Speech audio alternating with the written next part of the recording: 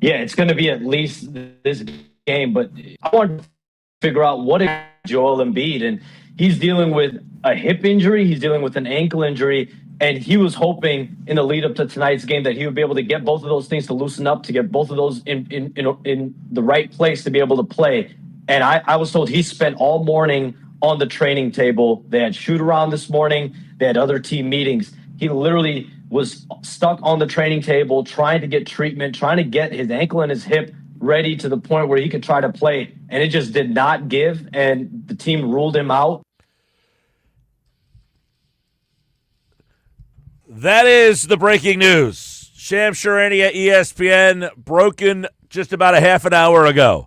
Joel Embiid ruled out for tonight's game against the Knicks. The Sixers will have to go to the Garden, much like they did in Boston, and try to win Game 2 without Joel Embiid. He has been ruled out tonight due to an ankle and a hip problem, and no Embiid tonight, and it's just another in the long line of frustration with Joel Embiid, who is out for the game tonight against the Knicks. Now, the Sixers did win Game 2 in Boston without Joel, and they will have to do the same again tonight in New York against against the Knicks. No word on who will take his spot in the lineup. Most likely Adem Bona will get the start. I mean, he's probably a better matchup than Drummond is against Karl Anthony Towns, but it's just another in the long line of frustration. But the question has to be whether or not Joel Embiid should have played in the first game. You know, he obviously could not move nearly as well. It was something that seemed to be lingering. He had an ankle thing he was on there the other day with. I don't even know where this ankle thing came from. He was listed as probable on the injury report yesterday. I don't think anybody even thought anything about it. He's listed as probable with an ankle. And people are like, what are you talking about? Where did this ankle come from? Now his ankle and hip. You just heard what Sham said there. He's on the training table. He's trying to play. And now all of a sudden, the Sixers are going to have to play tonight without Joel Embiid, who obviously did not look himself the other day, but already down 1-0 in the series. The Sixers were down 1-0 against Boston. They lost by 32.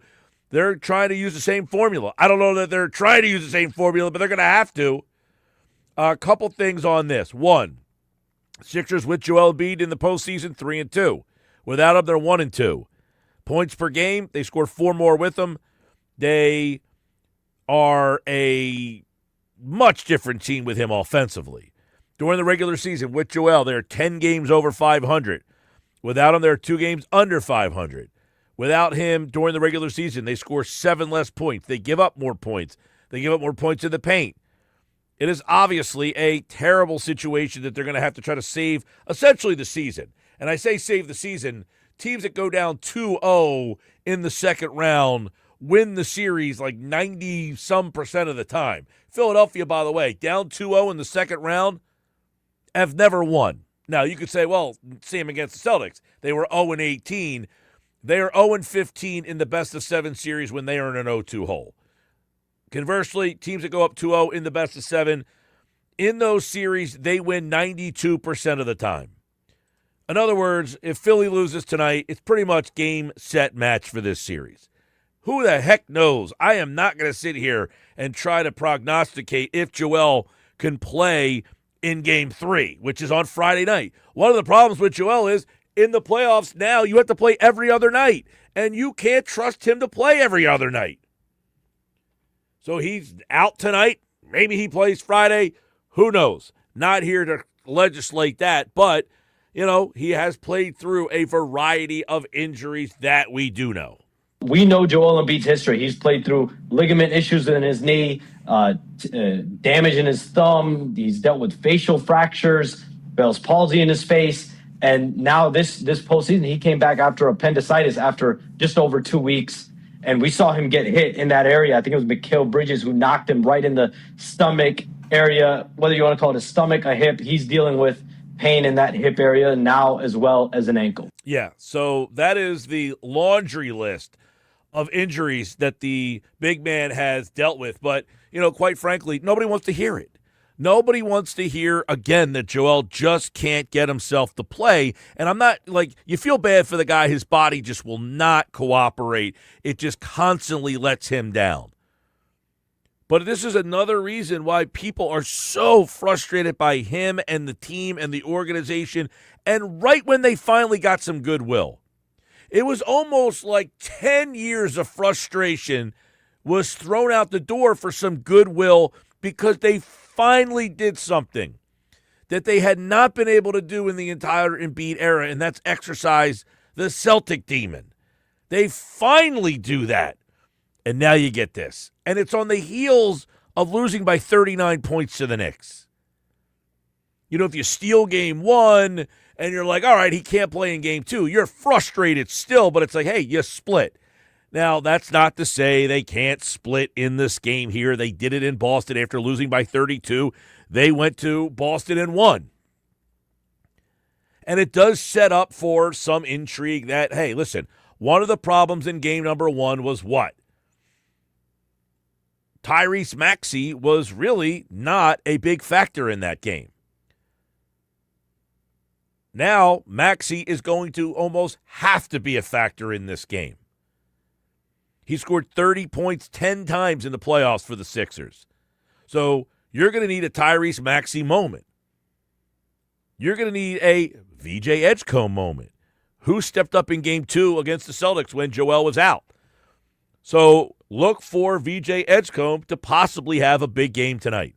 He had a big game in game two in Boston, and now it's a small sample size, but if you look at him in 3 home games for VJ Edgecombe, he has been up and down. But on the road for VJ Edgecombe, oddly enough, at home he's averaged 10. On the road he averaged 17 points. Can this kid, who is brash, who is uberly confident, can this kid go into Madison Square Garden and step up and have a big game? That's your path to victory right now. The 2 guards are going to have to step up and do what they did in game 2 against the Celtics. Now, that being said, what do the Sixers do? How do they turn? Where do they turn? Andre Drummond is obviously the better player than Adem Bona. However, he is not a good matchup for a stretch 5 like Karl-Anthony Towns. So Bona is likely going to have to be the guy that starts and gets a bulk of the minutes, and Drummond, you try to get him matched up with the Mitchell Robinson minutes. Now, Drummond is a better offensive option. He has stretched out to shoot 36% from 3. Bona gives you nothing offensively. Bona gives you absolutely skedaddle offensively. The only thing he does is protect the rim a little bit more than Drummond does. He is a little bit better. I say a little bit better. He's significantly better in shot blocking. He's more athletic than Drummond. He doesn't rebound as well as Drummond. Drummond rebounds better. It's a terrible situation because Karl-Anthony Towns. Now, listen, Towns is not a great matchup for Embiid either.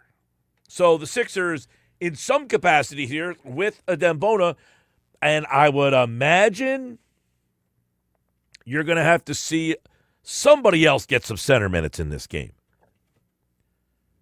This changes the complexion of this game big time because now does Dominic Barlow maybe get some 5 minutes? I would like to see them turn a little bit to Jabari Walker, but, I mean, when was the last time they dusted him off? So I don't know what you do. We'll talk to Coach Jimmy Lynam today at 3:30 and get his insight on this one and see where you go in this situation. You know, Coach Lynam, obviously, he coached a star player in Charles Barkley who was always available. Coach Lynam didn't turn down the bench, and Charles Barkley was sitting there with a different injury every day of the week. His guys came to play every single night. That doesn't mean they always won, but this is a different situation where you're coaching the team. And by the way, poor Nick Nurse's brother, he passed away. He's been dealing with that. He wasn't even with the team yesterday. He is back with the team today.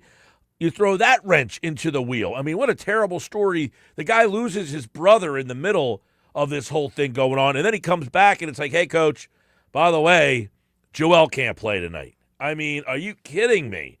So it's a terrible situation all the way around, and they're going to have to try to do what they did against Boston and go in there and steal a game again without Joel Embiid.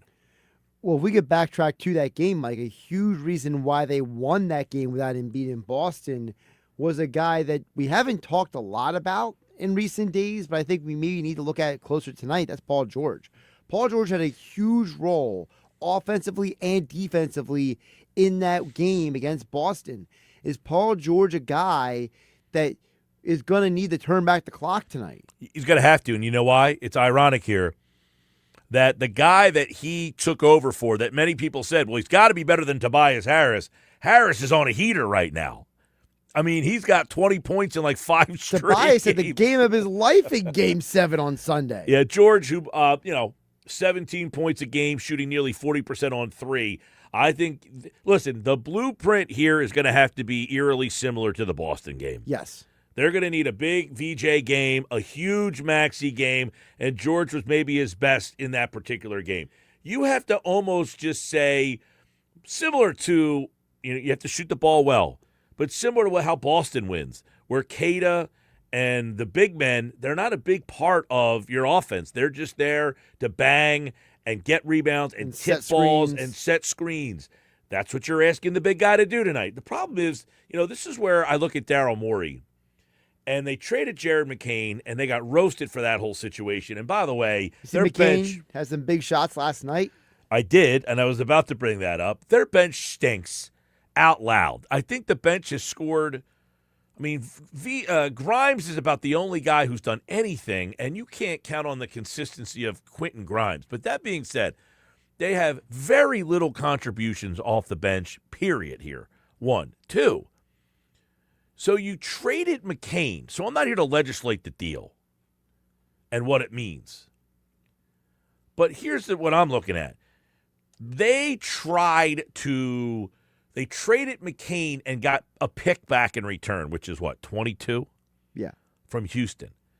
And the point of it was they were trying to use the pick to get better. Right. They couldn't find a deal to help them out. Right. As Morey called it, nothing came to fruition. That is where they had to find a big man. Most of these teams have 3 bigs, right? You have the starting guy, and then you have 2 guys. One's a banger, the other one's more of a stretch, so that depending on which team you have. The Sixers they have 2 big guys, Drummond and Bona, and one, they are different. One's a banger, but Bona gives you nothing. Right, nothing offensively. Zippo. You had to try to find a guy who could have been a more useful player if Joel's out. They had to try to find that big man that could have been more useful with Joel out. Yeah, last night McCain played 15 minutes. He had 12 points. He hit 4 of 5 from 3. That would have been helpful to have a guy that can shoot the ball a little bit. Just saying. It's frustrating. It is so frustrating, and I don't know. I mean, everybody, of course, I'm sure there's a lot of people listening right now. They're going to blame Joel. And there's a lot of people out there who are just frustrated and angry and are tired of it. And as like I said, people were tired of him and the team and everything. They're down 3-1. And all of those emotions came to the surface. And then they came back and won this. And it was almost like you were willing to forget all the bad times. Right. And all the things that had you angry at them. Because you've been waiting for this forever, and you were like, maybe we're finally going to get what we've been promised and hoping for. And then this. Now, listen, we're pontificating and starting the show like this because we're frustrated. A win tonight can flip it right back the other way, just like the Boston one. The Boston win, and that brought them home. It made you say, okay, they're coming home 1-1. I'll give them a shot. And then they played hard on that Friday night. They lost game 3, but they played hard. And then they got blown out in game 4, and you were like, all right, I'm done with this team. I hate you again. And then they won 3 straight. And they kind of won you back over. And then they get bombed. And now this. But a win tonight splits the series, gives Joel tonight off, tomorrow off, and hopefully gets you back for Friday night with a split series in Philadelphia, getting ready to try to take a 2-1 series lead. Who wins tonight? We'll talk to Coach Jimmy Lynam at 3:30 today. We got a fun show. Dave Gallagher is going to talk some Phils because last night, Phils win. They get a great pitching performance from one Christopher Sanchez. They get not one, but 2 home runs from Bryce Harper. But after the game is when the fireworks began. Bryce Harper comes out and essentially tells Don Mattingly how to run this team. We're going to talk about it in today's Phillies Fastball. The guys are coming up next on the Sports Bash Live, 97.3 ESPN. This hour of the show is brought to you by the law offices of Craig A. Altman. Listen, you do not want to get thrown under the bus if you get into an injury, okay? You do not want to get injured at work or a car accident or just an accidental slip and fall and then get thrown under the bus by a lawyer that doesn't know what he's doing. You need a lawyer who has experience, and that's the law offices of Craig A. Altman. Located on Dulcie Drive in Violin, backed by a affiliate law firm that knows how to win, and you don't pay anything unless they win. So don't get thrown under a bus by a lawyer who's going to not help you get the recovery you need. Call 856-327-8899 or visit them online at craigaltmanlaw.com. So the Phillies lineup not out yet, but what will it look like? Tonight is the first left-hander that Don Mattingly will face. Will he go with the platoons? And Bryce Harper strongly suggested last night that one of those platoons needs to end. We'll discuss Phillies Fastball coming up next.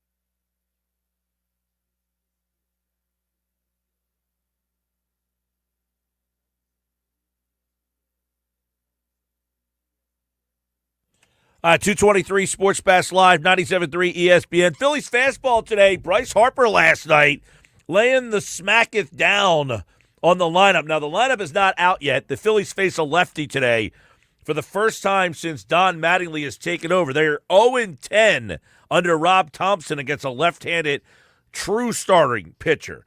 Not a left-handed opener, but a starting pitcher. Now, Bryce Harper last night, he goes yard twice. Christopher Sanchez with 10 strikeouts. It was like old times at Citizens Bank Park, scoring and pitching. Jeff Kerr, you were there.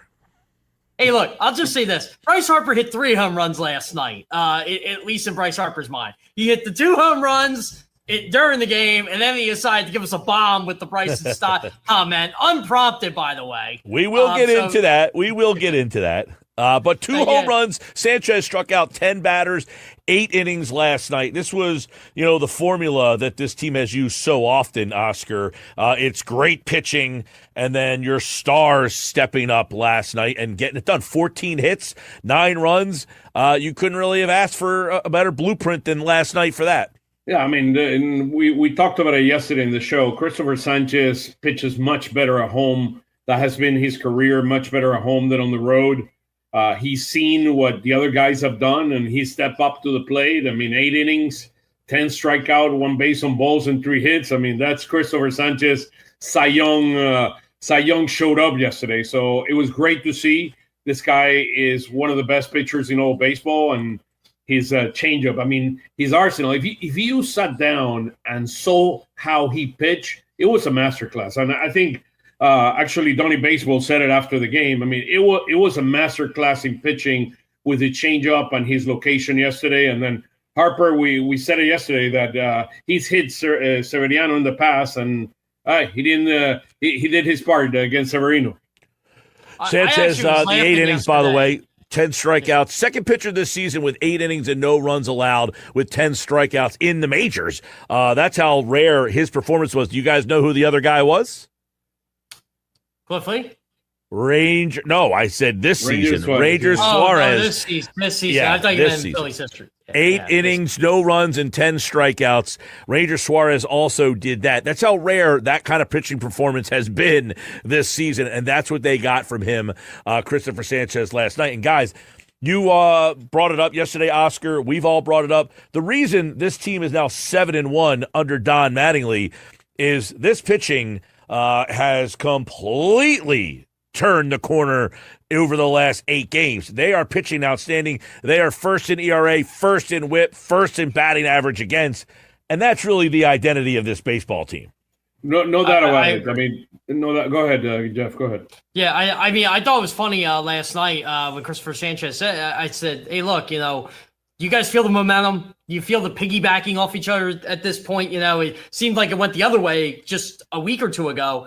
And he said, yeah, it's a challenge. Like, we want to go out and one-up the next person. Well, Aaron Nola throws 6 shutout innings. Okay, what can I do to be better? That's pretty much what Sanchez did. Well, he does that last night. I just think the starting pitching feeds off each other. And, and Oscar's mentioned this. Zach Wheeler being back has been monstrous for this team because now you got Zach Wheeler pitching.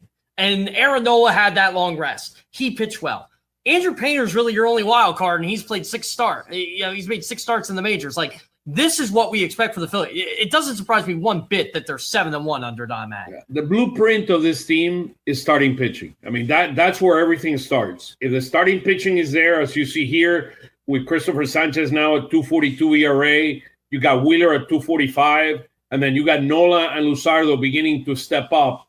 I mean, that's the blueprint for this team. Why this team have won? I'm telling you, ahead of all the hitting and everything that everybody gonna put is starting pitching. That's where everything starts.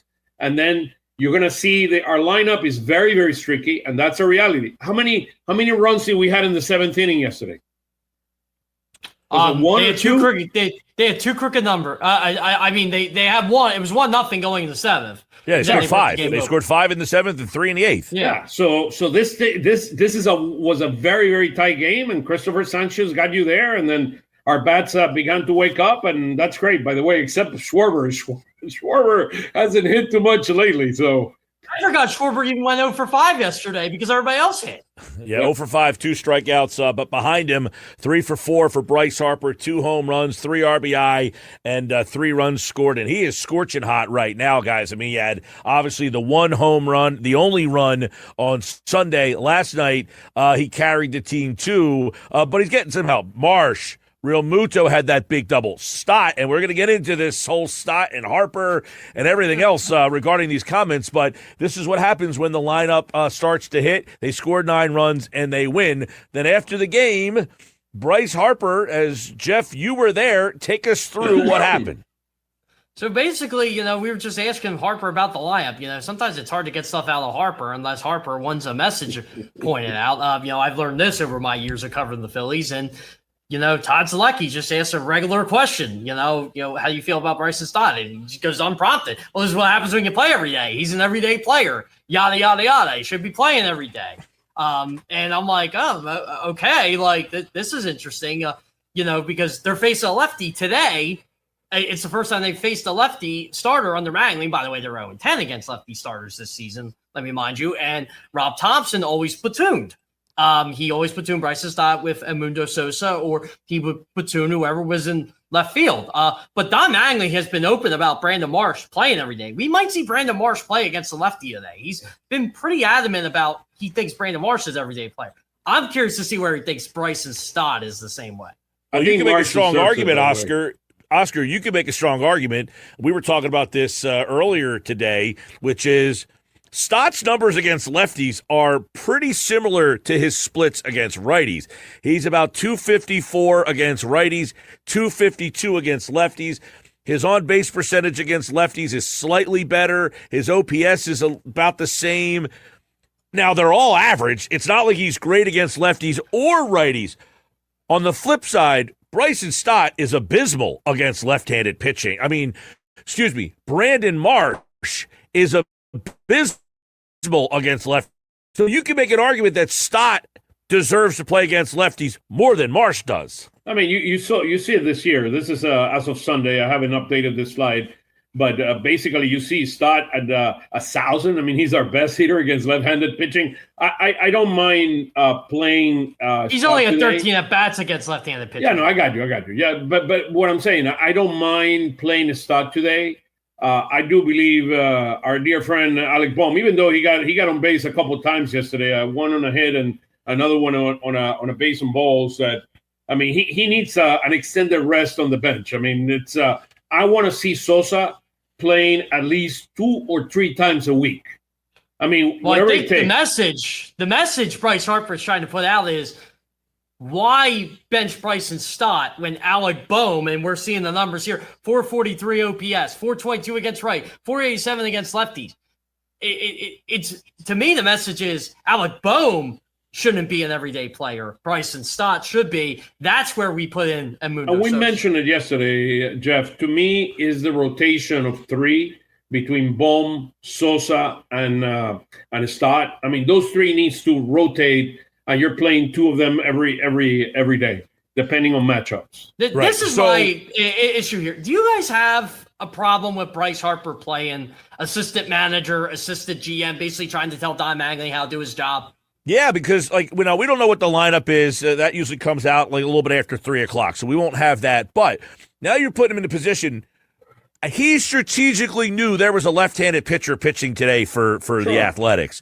Sure. So he's saying, I want Stott in the lineup. This is akin to the day before. He says we were all waiting to see what was going to happen with Topper. The Topper playing the platoons, people are acting like, well, that was a Topper thing. He didn't really have a choice. Marsh could not hit lefties. Now, you can make an argument, guys. I have Stott's numbers here. In his career against left-handed pitching, 547 at-bats, 252, 328 on base, 347 slug, 676 OPS against lefties. That's a season, by the way. Those at-bats are a season. Correct. That's 547 plate appearances. That's about a full year. Against righties, 254, 311, 393, 704. The numbers are about the same. So Harper has a point to say, Stott should play every day, but Marsh is the guy that should not play every day. What I laugh at is we can spin this as many ways as we want, but Bryson Stott is who he is. I don't think that's going to change. I agree. We know how good he is against right. Brandon Marsh, by the way, did you guys know this? Brandon Marsh is third in Major League Baseball in batting average since last May 3rd. Yes, it's kind of not. Oh, by the way, you're only playing him against righties, so that's how good he is. Well, hello, look at the numbers here for Brandon Marsh and Harper, right? I mean, hey, I'm telling you, Brandon Marsh is playing an elite. I mean, he's hitting. Yeah. If I have a right-handed pitcher out there, there's no way I'm sitting this guy. This guy needs to play every single day. I'll give him a chance. He deserves it. And I understand. And he's had some interesting at-bats this year against left-handed pitching, which I like. I mean, he got a huge walk in one of those games. I like the way March is playing. I do believe March deserved, based on the way he's hitting, to play against some of the lefties. I mean, with Stott and Baum, look, if you want to sit Sosa, I mean, you want to sit Baum or Stott, I don't care. Whatever you want to do, just hit him on the bottom of the order and then just figure it out. This is where I think different than a lot of other people. I know what people are thinking, right? So you put in Felix Reyes for Brandon Marsh tonight, right? He goes 0 for 4. Well, Brandon Marsh could do that. Yeah, but Brandon Marsh also hits under 200. We all know what Felix Reyes does. It's about the long game. It's about being patient. Like if Edmundo Sosa goes 0 for 4 tonight, you can't think like that. You have to look at what's in front of you and what he's done. And what he's done last year was 890 OPS. 2 questions on that. 1, Marsh is a better outfielder than Reyes is. 2, if they go to their bullpen, now he gets a chance potentially against a right-handed arm. Oakland or Sacramento or whoever, they only have one lefty in their bullpen. I will ask this question, though.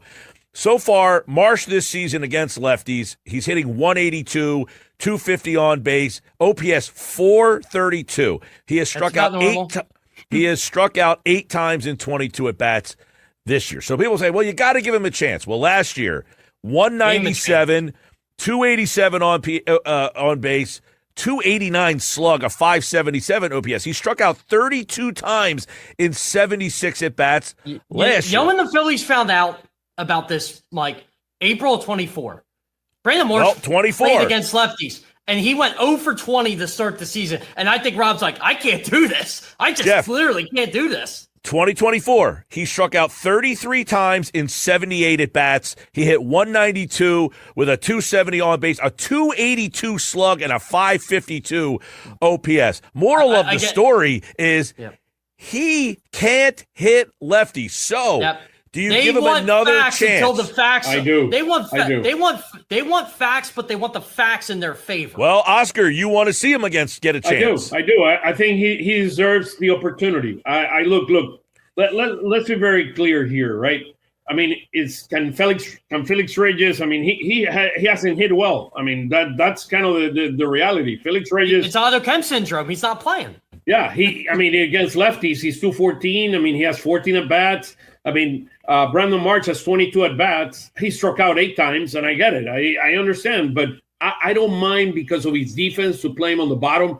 I hit him 7th or 8th. I mean, that's the bottom line. That's the question, guys. That's the question, Geoff and Oscar. If you're basically punting on his at-bats because he's a better defensive player, and you're saying, I don't really have another option, so I'll take the better defensive player. Is that what the Phillies should look at? The opportunity for him to be able to start hitting lefties, I give him the benefit of the doubt the way he's been playing at an elite level. This guy is one of the best hitters in baseball right now. Well, I mean, give him that opportunity. Me, though, if he slumps against lefties, will it affect his plate discipline, and will it affect everything else against righties? Hey, give him a chance 2 or 3 games and see what happens. I mean, look. Well, but that's the thing, Oscar. That's where you got to get, if you're going to let him go, you got to give him more than 2 or 3 games. You got to just say. You got to give him a month. Start there. Go see what happens in the next 3 games. If he strikes out, 70 or 80% of the time, you know what the answer is. History tells you that he cannot do it. But he's been playing at such an elite level that it's incredible. Or you get creative and just put Kyle Schwarber in left field and someone else plays DH and you go from there. I mean, the question is who you're going to bring. Felix. I mean, is Felix Reyes the right guy to be the platoon guy? I mean, I know. I don't agree. Here, I don't agree with Felix being here, and I'm happy he's here, but I don't agree with him being here. Again, if we would have Andujar here, I don't think we have a question. We have any questions that he's going to be sitting down. But if you don't have anybody that truly I can feel comfortable out there hitting.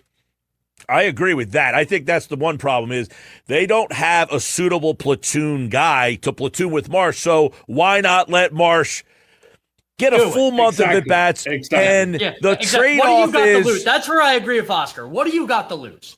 The trade-off is this team is built on pitching. Put the best defensive player out there and give him a month worth of at-bats against lefty. The worst thing that can happen is he gets better against lefties.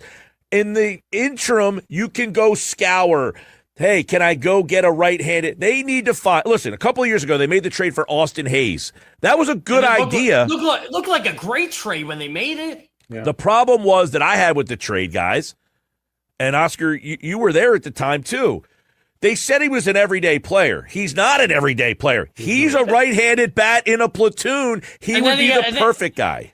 And they had the kidney thing, and it's like he just never really got going. He got going last year, and he was a platoon player. Exactly, but he hit well for Cincinnati in that role. He would work well in that role here, and they need to go find that veteran right. They can't keep bringing up a 24-year-old young kid who doesn't have the experience and say, hey, you're only going to play once or twice a week. That doesn't work. Yeah, absolutely, 100%. Look, and we're 2-11 against lefties, so whatever we've been doing with the right-handed platoon, it has to work. Yeah, so that's why you try Marsh. That's why you maybe try Stott and just keep them there, and then maybe the solution is what Harper's kind of subliminal messaging here. But maybe my message here, Jeff, plays a third. Yeah. But my message here is you have to play more Sosa. Sosa is a very important piece of this equation. He's a very important piece of this equation. He brings energy. He brings you. He's historically has been very good on defense, and I think his defense is getting affected by the fact that he's not playing enough. Yeah, I would agree with that, Oscar. Yeah, and I think, look, I love the platoon with Stott last year. It worked. Maybe we'll try it at third and say, hey, look, I know you raised 1, but we're at that 40-game number here. Like, this isn't working right now. Well, Jeff. But here's the other thing. Don Mattingly told me yesterday, like, look, I got to give him more time. So I was going to say, Jeff, staying in the lineup or not? You were in that media scrum, and you asked Don Mattingly a question regarding Alec Boehm. Did you get the vibe that he wants to keep riding with Boehm? Because he said, I wasn't here last year. I don't know what adjustments he made. Yeah, I got the vibe he's playing. It's, that's what I wrote about in Subset today. I got the vibe that, look, this is where the challenge comes in. Do you listen to your superstar player, the guy that you signed the 13-year contract to? Do you play Bryson Stott and Alec Boehm and Brandon Marsh? You just keep things the same? Or do you have to play Mundo Sosa? Like, what is the point of Mundo Sosa being here if he's not in the lineup today? Hey, Mike, you know how I like to bug Jeff. Hey, Jeff, your favorite slide, man. It is my favorite slide because I can't stand looking at this right now. We're 4 games away from the wild card, so we're back Oscar, in the race. I'll tell you what, when that first one becomes 20 and that last one stays the same number, then maybe we'll talk about it. I know. I was just kidding. I love to. I like it. It's fun. Well, I'll tell you why. I'll tell you why that slide is at least something to talk about on May the 6th. It's very early. Yeah. Is you fell so far behind the Braves, you're still 9.5 there, but now you can realistically say the playoffs are a you might say the West. You know what's crazy about all this? They got themselves back into a spot where you can realistically say this team's going to be 500 at the end of May. You could not say that 5 days ago. That's the thing is you can at least say, okay, a wild card, you're in that mix again. You might not be in the East mix. You're 9.5 back. Funny. That might be too much of a mountain to climb. Yeah, I think it's funny. I talked to like 15 guys on this team, and they all thought like this could happen. Like they could get on a winning streak. That's why I wonder if they pulled the plug on Rob Thompson too soon for a reason. They didn't want to see that. Yeah. Look, guys, I mean, it's amazing that we're talking here. We're in second place, tied with the Marlins and the Nationals already. So, I know it's too early. Second place. Who would have thought? Can you believe that? This is insane. But we'll get there. The Mets won 2 in a row, too. Yeah, and we're 8-2. We're 8-2. The Braves are a really, really good team. It's going to be hard to catch up to them, but they got. It's like the race. We saw the Kentucky Derby race. I mean, the guy was in last place, and suddenly, I mean, he pulled it out at the end. So hopefully, that was incredible. By the way, I'm glad you pointed that out. That was a fun race to watch. That was incredible. It was really good. And the trainer. I mean, my hat off to the trainer and the hockey. By the way, Phillies offense starting to come around, as we saw last night. The offense with Rob Thompson, 219, 294, 362 with a 656 OPS. And now 267, 322, 448, 770 OPS. The pitching's been good, and we shall see. Tonight against the A's, it is Wheeler getting the call for his third start this season. Zach Wheeler on the mound. They've won each of his first 2 starts, and he's only allowed 3 total runs in 11 innings this year. So when you have Wheeler going, you feel really good. It's just a different feel having Wheeler today than Taijuan Walker. Oh, wow. Yeah, it does. And this is why this team is winning games, honestly, because you're not going – or how bad's he going to pitch today? Like, even Aaron Nola now, like, you were like, oh, how bad's Aaron Nola going to be today? Well, after it gives you a good start and shows you the old Aaron Nola, I still say that team was – momentum is a thing. People don't want to believe it's a thing. It's a thing. I think Christopher Sanchez admitted last night he saw that and said, you know what? I'm going to top that because I'm Christopher Sanchez. And I'm in the last 5 days – in the 5 last days, the ERA of the Phillies have gone from being the worst in baseball to being 23rd. Just isn't that huge? Those numbers are being updated, so it's 23rd in baseball at 4.5. The A's have a bigger ERA than the Phillies now. By the way, the only time the Phillies starters have not gone 6 was when Painter went 5, and that was the day they got 1 hit. So, I mean, really, they've been the starting pitching's been pretty much perfect. Oh, you're starting pitching, that number there, the ERA of the starting pitching is the most important number you got to track the entire season. Since April 28th and first in FIP. I mean, that's big.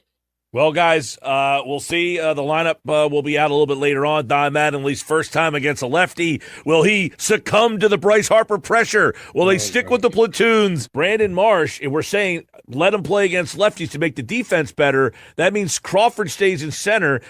And if you play Stott every day, if you face a lefty, you're going to have Schwarber, Harper, it's a lot Stott, of lefties in this Marsh. lineup. You got 5 of them in the lineup if you keep – because if Marsh is playing left, that means you've got to keep Crawford in center most likely. Yeah, it's a decision you need to make. It's one decision you need to make. You bring Sosa for Stott, or you bring Felix for March. That's the decision he needs to make today. If you're moving Marsh to center field, now it's not a better defensive situation. You are a worse defensive team with him in center field. If you keep him in left, that's a different discussion. So we shall see. Phillies Fastball, guys. We will do it again tomorrow. Phils are 7-1 under Don Mattingly. The starting pitching has been excellent. 1.60 ERA in the Mattingly era. And Bryce Harper, he's elite again. All right, for Oscar. Go Phils, go Geoff. Sixers, go Flyers. Let's go. Thanks, guys. Take it easy. Phillies Fastball brought to you by Ventnor Social, the place to get the Phils. Tonight, Zach Wheeler gets the call. We will see. The lineup is not out yet. Maybe about 15, 20 minutes from now. We'll see if I would imagine, my guess is, they're going to play Sosa today, and they'll sit Bohm and play Sosa at third. That's what I think may happen. We'll see. Or does Don Mattingly just stick with all the platoons? They are having like a meeting today, like once a month. Apparently, Mattingly is going to have a meeting where they check out all the analytics and the data and everything. And they said they want to do that like every 30 games or so. So today is the day they're doing that. This is an interesting thing, what Harper said last night. We're going to get into it. The poll question is up at Mike Gill Show. Go ahead and vote. Jimmy Lynam at 3:30. Nuggets on the way. Dave Gallagher tonight. And we'll check in with Mike McGarry from the ballpark at 5:30 right here on the Sports Bash.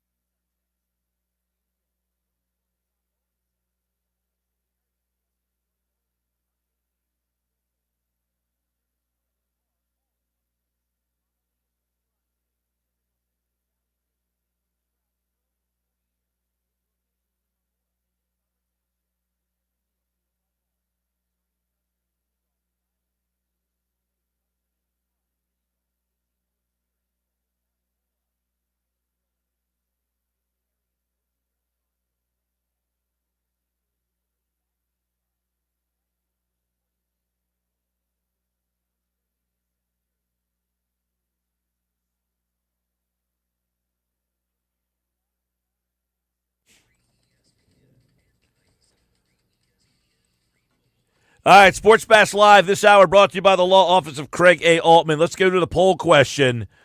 Do you want to see Brandon Marsh and Bryson Stott play every day, even versus left-handed pitching? Yes, no, just Marsh, just Stott. What do you think?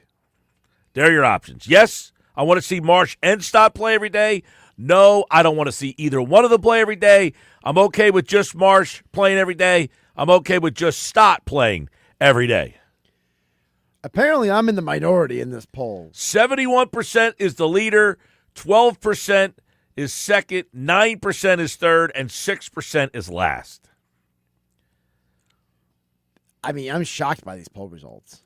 It's early. Salem County, Cumberland County, maybe a little bit of Southern Ocean County. We'll get the high-volume voting coming up a little bit later. Do you want to see Brandon Marsh, Bryson Stott play every day, even against lefties? Right now, did you vote? I did. That's why I'm shocked by the results. What did you vote? I voted no. You just flat out said no. I'm not playing these charades with these guys. These guys have a long history. They got enough track record to show they're not good against left-handed pitching. Well, we'll update that poll question right now. 71% say yes, they want to see Marsh and Stott play every day, even against left-handed pitching. 12% say no, I do not want to see them play every day. But this is the interesting part. 9% said, yeah, play Stott every day. And only 6% actually want to see Marsh play every day. Is that Bryce Harper's family voting there? I don't know, but I guess they looked at the Marsh numbers like I did this morning. He's been awful against lefties. Stott is actually just as good against lefties as he is against righties. He hits 254 against righties, 252 against lefties, and all of his splits are almost identical. Back with the Nuggets next.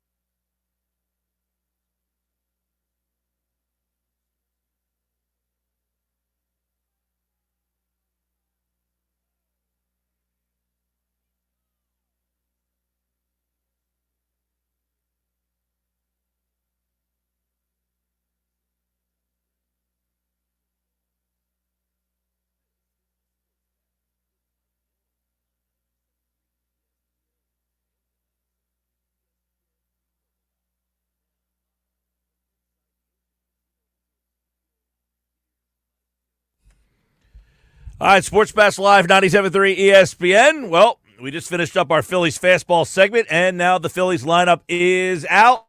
3 o'clock hour brought to you by Broadly's Plumbing and Conditioning. It looks like Don Mattingly did not listen to Bryce Harper. Turner, Schwarber, Harper, Garcia, Sosa is playing second base tonight. Real Muto is catching. Marsh is in center field, so he is playing against a lefty. Bohm and Reyes. That is the Phillies lineup tonight. So Reyes is in left field. Marsh is in center field. So Crawford still not getting the opportunity to hit against lefties. And then last night, of course, you had the situation where Harper came out and said he should be playing every day. He's an everyday player. Well, he's not in the lineup, that being Bryson Stott. And I will say, his numbers are better against lefties than Marsh's are. Clearly better, by the way. Like, not close. So let's get into that and more. It's time for Knicks Nuggets right now on a Sports Bash Wednesday, an early edition of Nuggets. We got the bomb from Harper last night. Then we got the bombs from Shams Charania today on the 76ers news that Joel Embiid is out. We got Flyers news, too, by the way.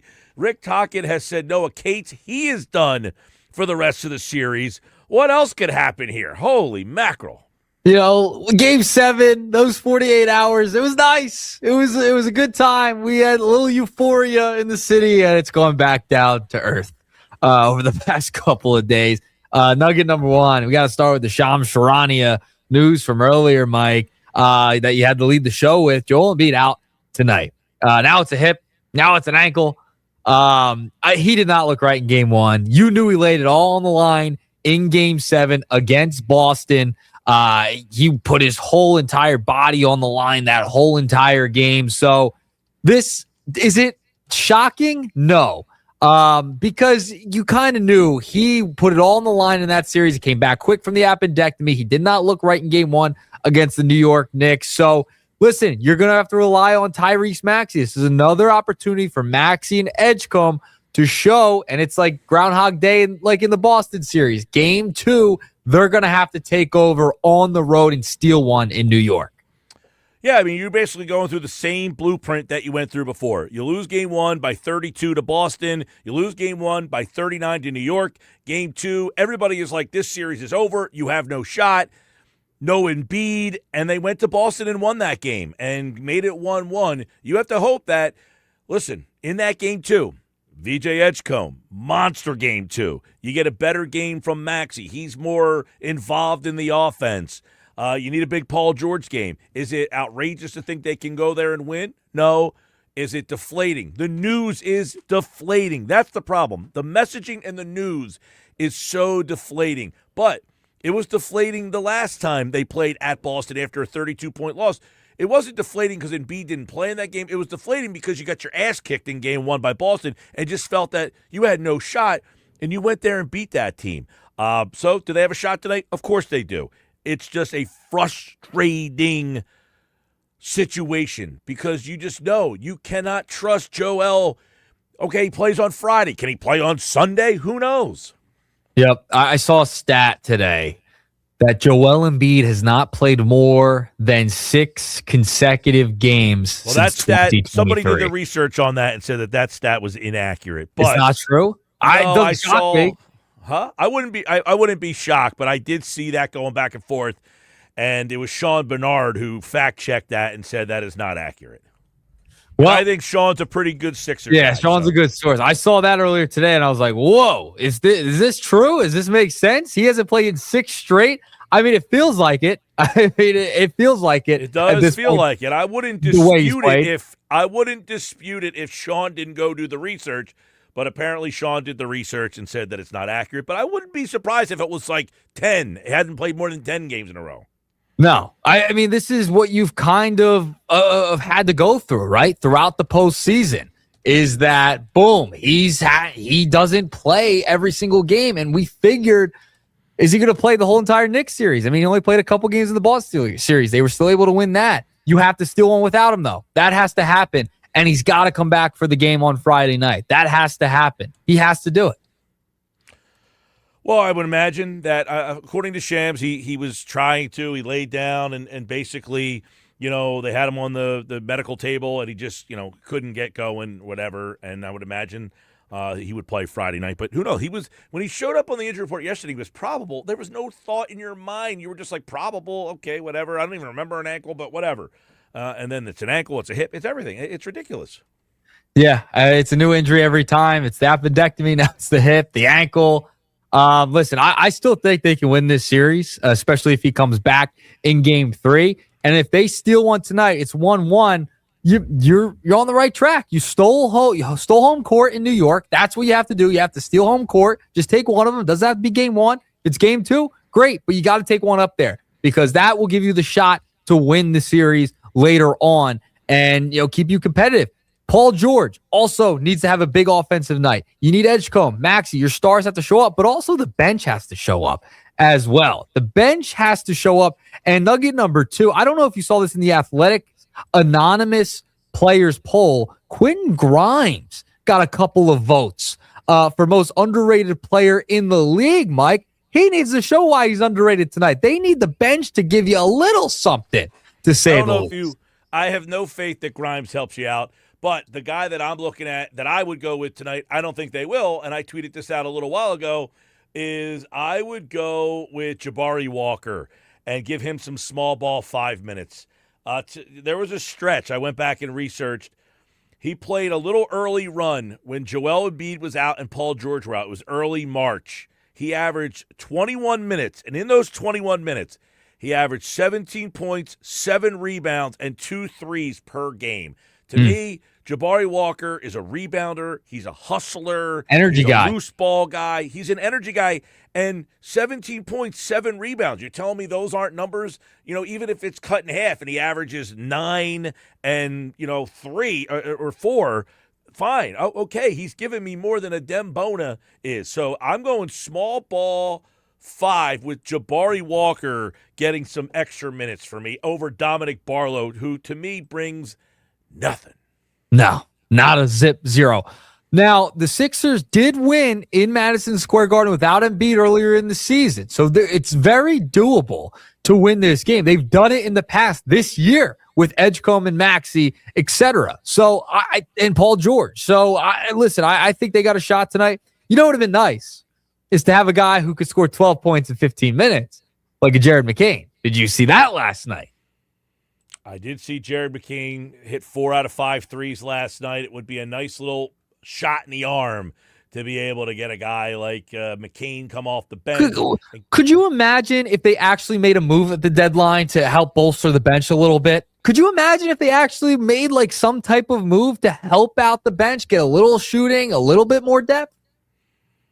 I don't forget the shooting. It should have been a big man. They should have tried to say, look, I got a pick 22. I got to use this pick and go get a banger. Someone that can help this team rebound. Someone that can help in case Joel Embiid can't play in a playoff game. That should have been the foresight, is to say, hey, Joel is not the most reliable guy in the world. I need to go get more size and get a guy that can come in here and bang. That's what you needed to do.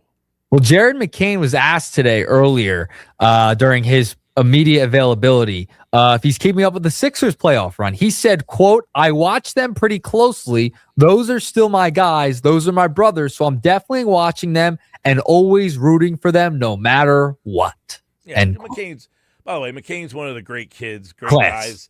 I got a chance to talk to him when he played for the Blue Coats a couple games. I called one of his games when he played for Delaware, and just, infectious kind of guy. He's the kind of guy that you want in your organization. To say this is the guy that we need to get rid of is it's still perplexing to this minute.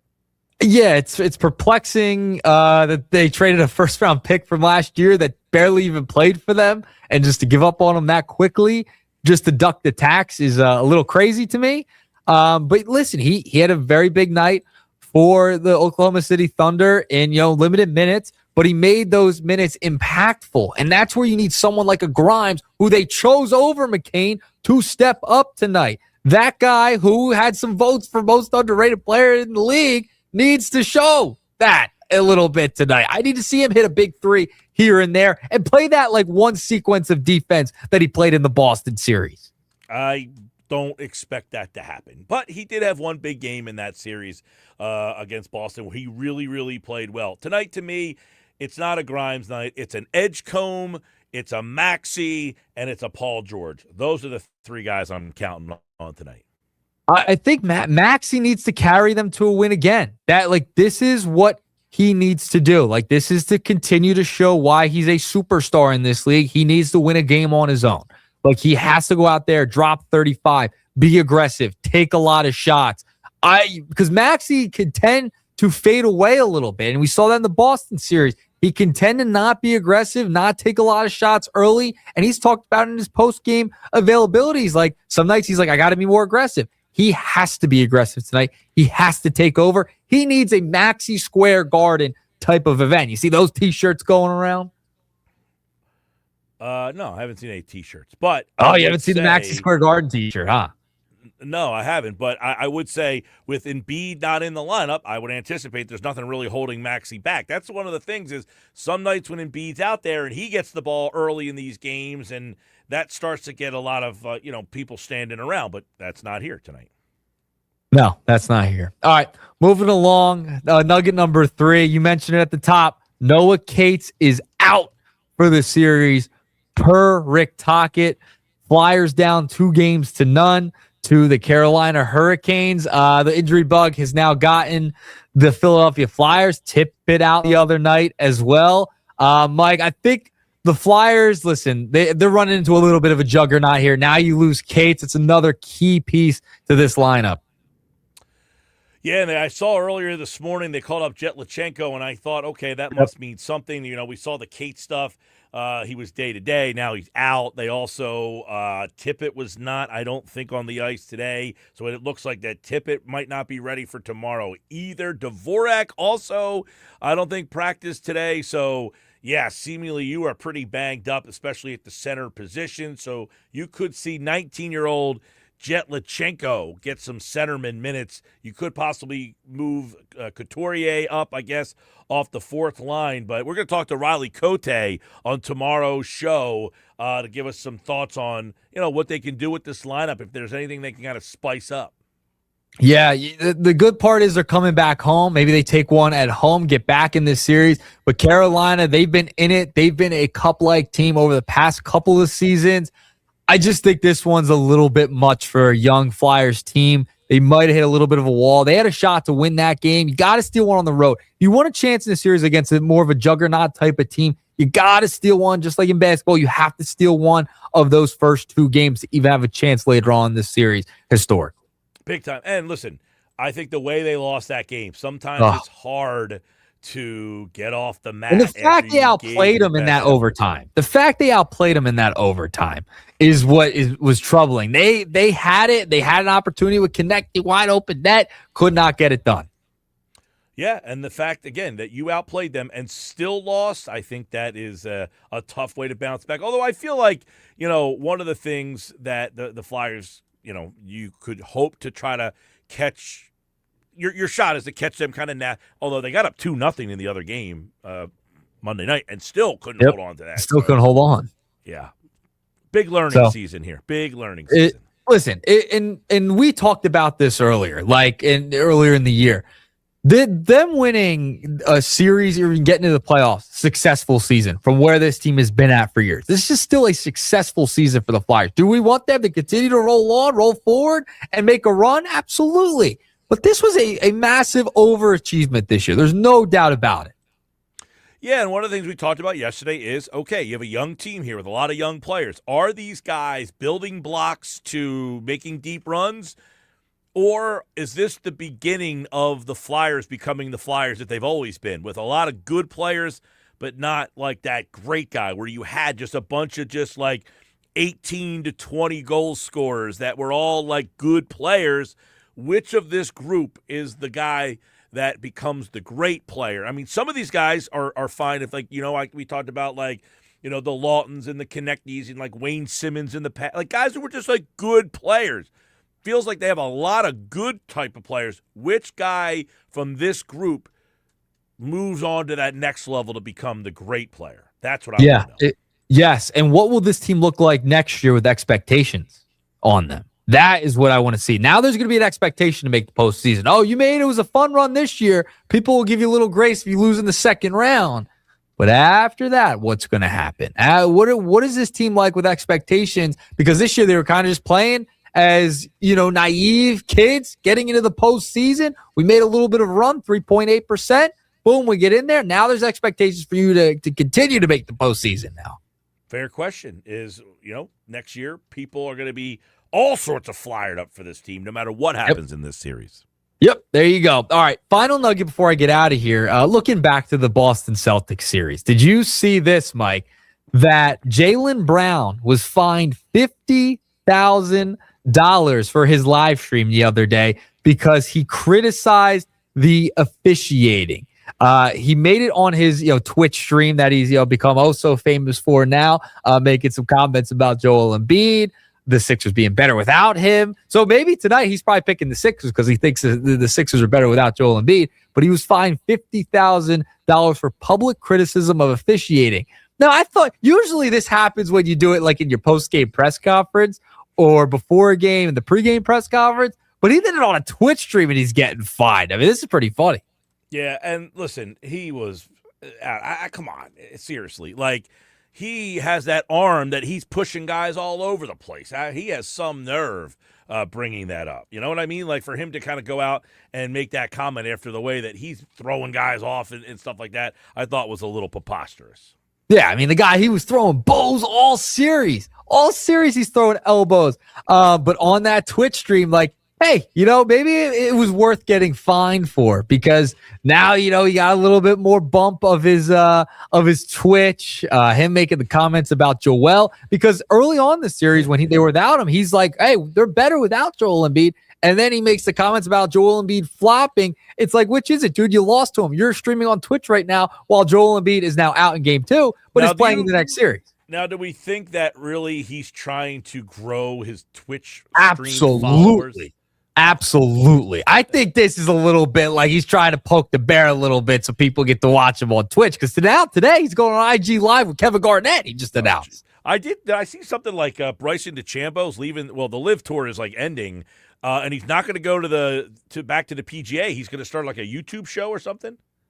I missed that. I got to look into that. Is he really? Is he going to start a YouTube show? I think so. I think he said, I'm not going to rejoin the tour.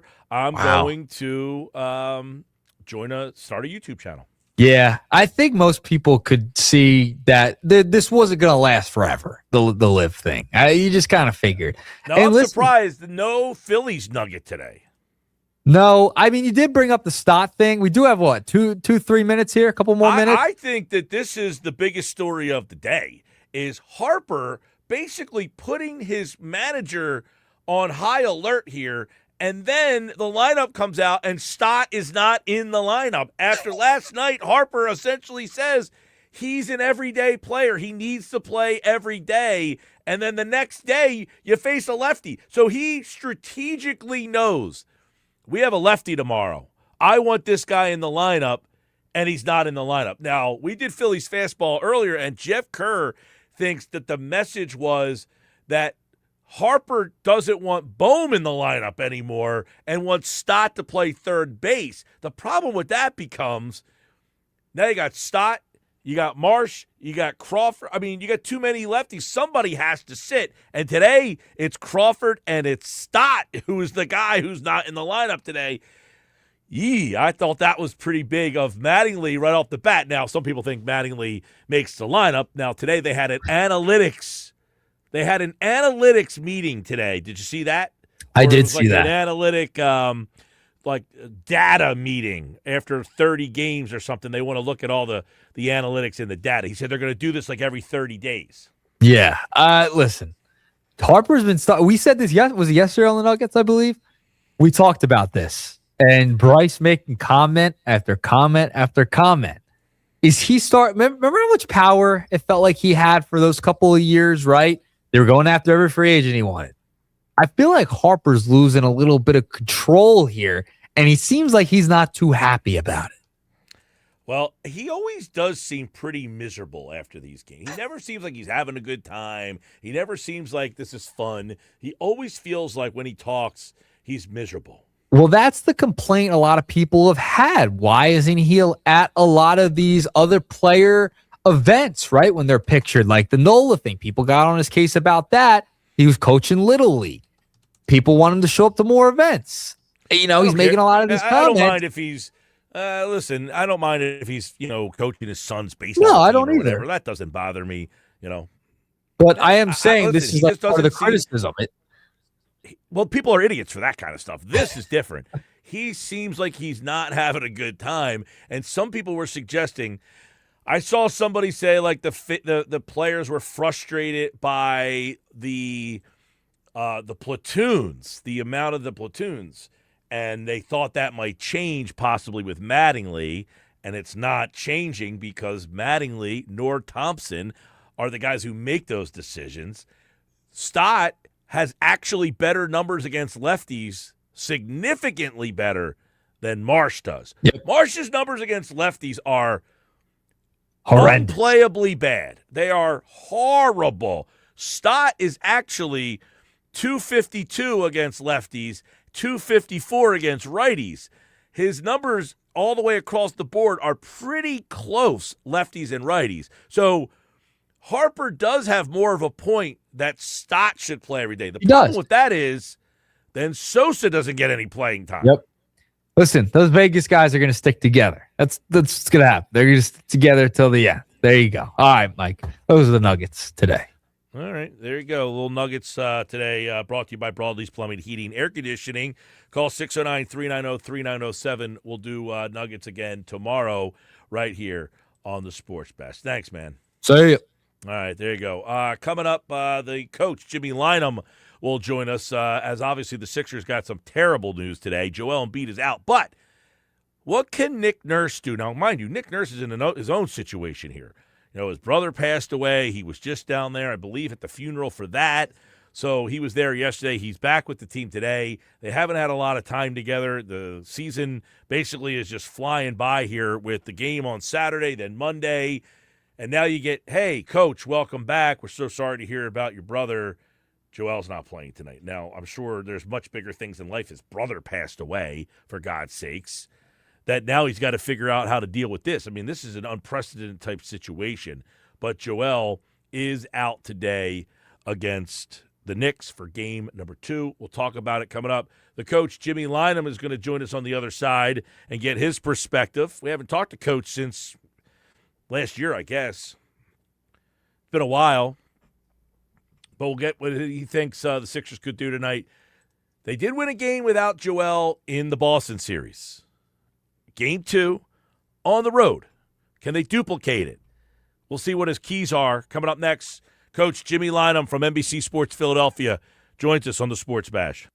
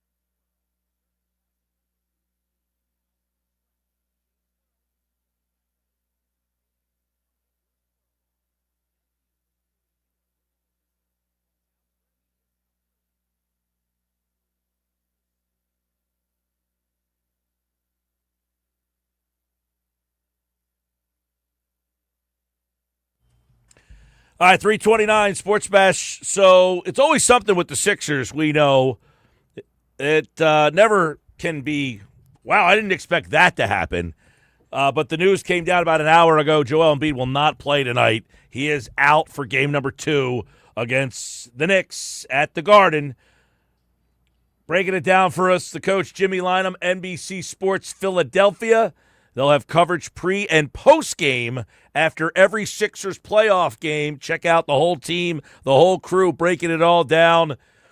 Well, Coach, I guess you've been doing this long enough that you're never really surprised, but this one was a little surprising, I guess. Maybe, I don't know. Did you saw him the other night, and did you think there was a shot, hey, you know what, he might not play on Wednesday night?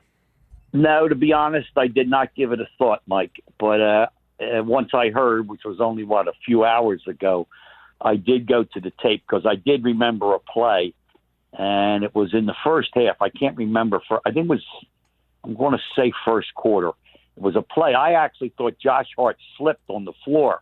He was pushing the ball up the floor, but left side, and I really didn't even see him beat the play, but Joe was like running after him, and somehow Hart went to the floor, but he and Joe actually, they intertwined, like they stepped on each other's foot as Joe was, I don't even know if Joe was making a play on the ball or just trying to get back, past them. And then what you can see on the tape is noticeably as he's walking away, they call foul on Joe on the play, and he's limping a bit. So seeing that, do you think there's a possibility this could be more than just one game?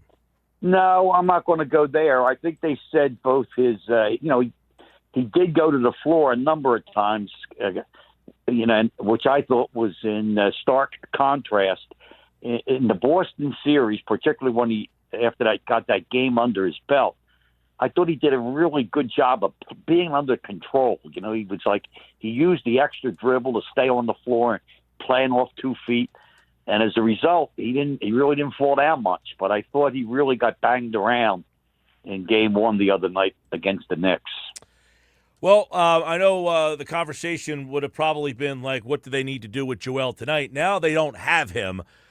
They did go to Boston and win without him. So that is something they at least have in their back pocket. How does that change things for them tonight against this Knicks team versus, a way different type of team in Boston? Yeah, well, you just hit it. Right before I went on the air with you, I brought up the stat sheet from that game to which you just referred, and that's what they need to do. They have to take a page out of that book. If you recall, when Maxey and VJ went crazy, it was a 2-man backcourt show. Yeah.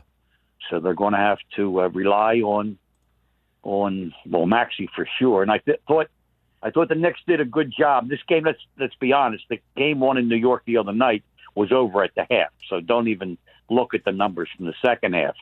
And I thought Maxey played a decent first half after a poor first quarter. And what the Knicks did, they were able to speed him up. They got into him, they pressured him big time, and he got a little out of control, like with respect. He's going to try to penetrate no matter what or no matter who's guarding him, which he has to do, but he's got to do it under control, and then he can't allow that to happen. In contrast to Brunson, who that's as good as Brunson, and I'm a huge Brunson fan, but that's as good as he can play. And like the flip side would be, you can't get Brunson out of control. That's how good he is. That, to me, that's one of his, like, can he shoot? Yeah, he can shoot. Can he handle? Yes. But he's always under control.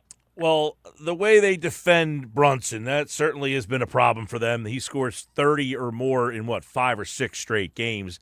Does that actually help without Joel? I mean, what do you do in that situation? No, I'm not going to say it helps. What you have to do with guys like that, you're not going to stop them. And Brunson, the way they play, his usage rate is the phrase they use, which means the ball's in his hands seemingly all the time. So you have to make some decisions. If you're just going to try, we're going to guard him straight up. Well, good luck. He might give you 50. Because when they said, with that pick and roll, the guy guarding him, I don't care who it is, you can say, well, how about if we put a Oubre or Paul George. It doesn't matter who's guarding them. The big guy sets the pick. That guy guarding him, he's going to get knocked off a little. And now is what you got to address. Now, what are you going to do?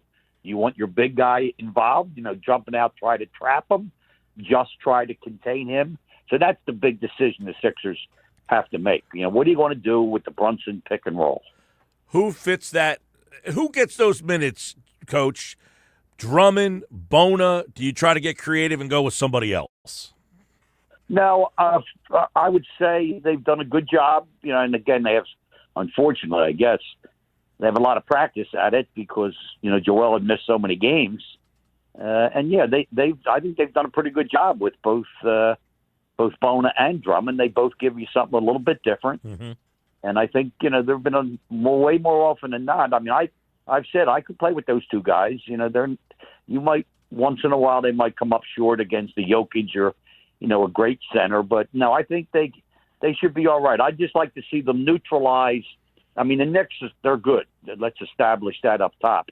I want to see them neutralize Karl Anthony Towns just a bit. And the way I would do that, I would jump him. Meaning, like he was up there, you saw he had 6 or 7 assists.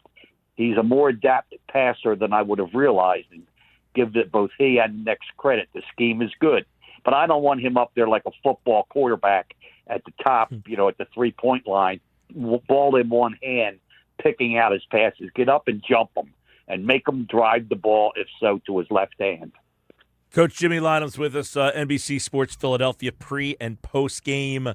Maxey, obviously. Edgecombe had that huge game, too. Is Joel being out kind of a recipe to get him going?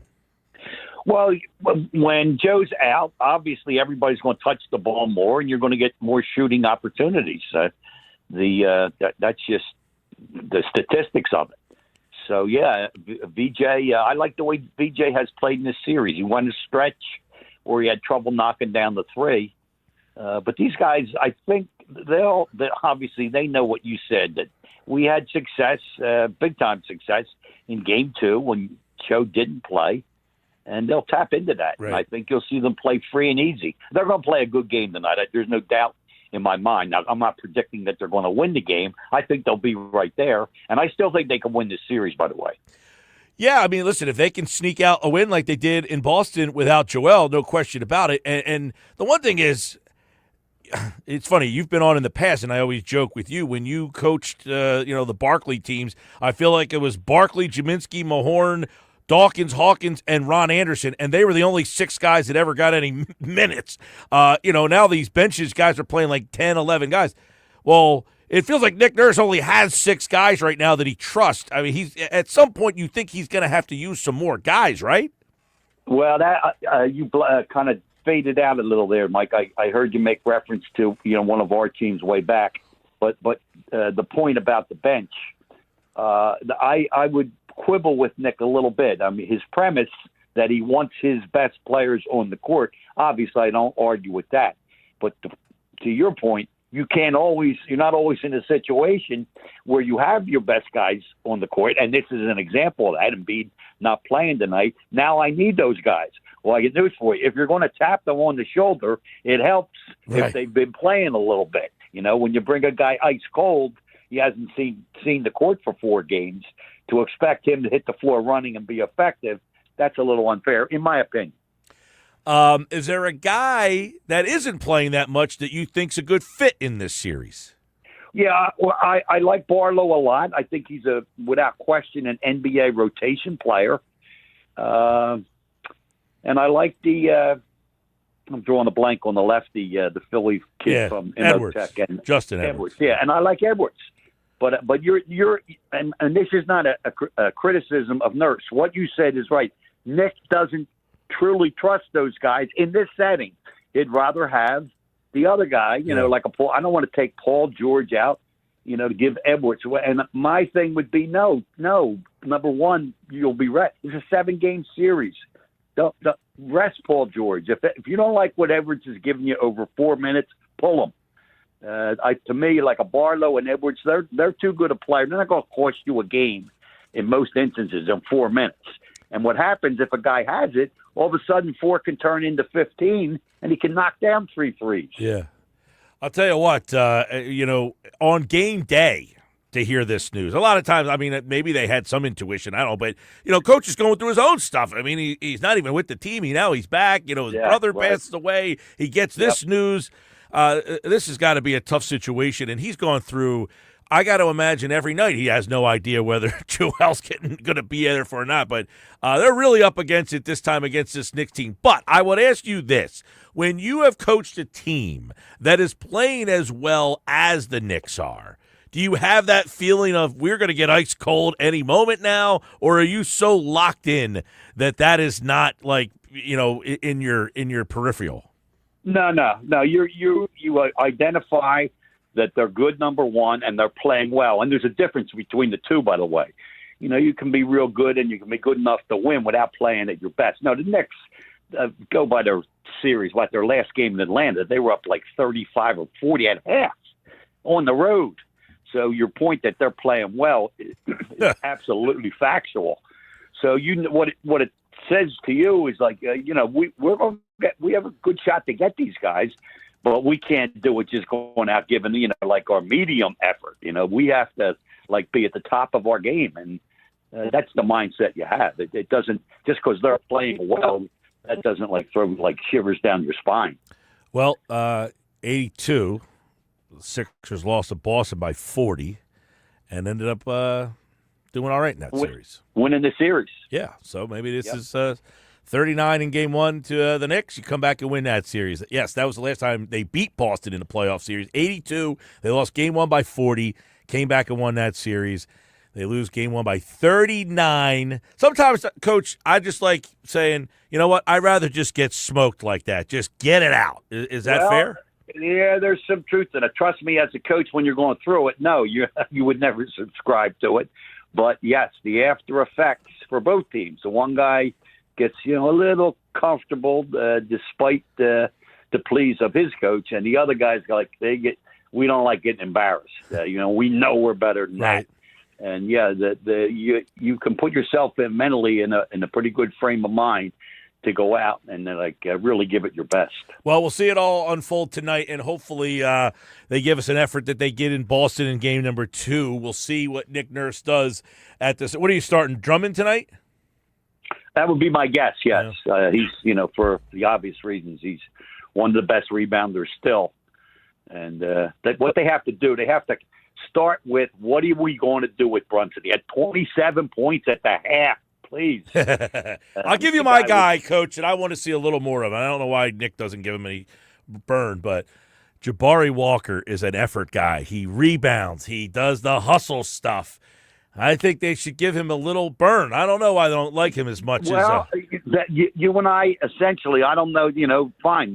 Jabari Walker is your guy, and I have no problem with that. But those kind of guys, I've seen it too many times over the years where those type of guys, when given a small opportunity, rather than play, your let's say, third best starter, fourth best starter, rather than have them out there for 41, 42 minutes, give a Jabari Walker type, 3-4 minutes. Because he had a run. He had a run in early March when Embiid and George were out. He scored 17 a night, 7 rebounds, 2 threes a game in 21 minutes.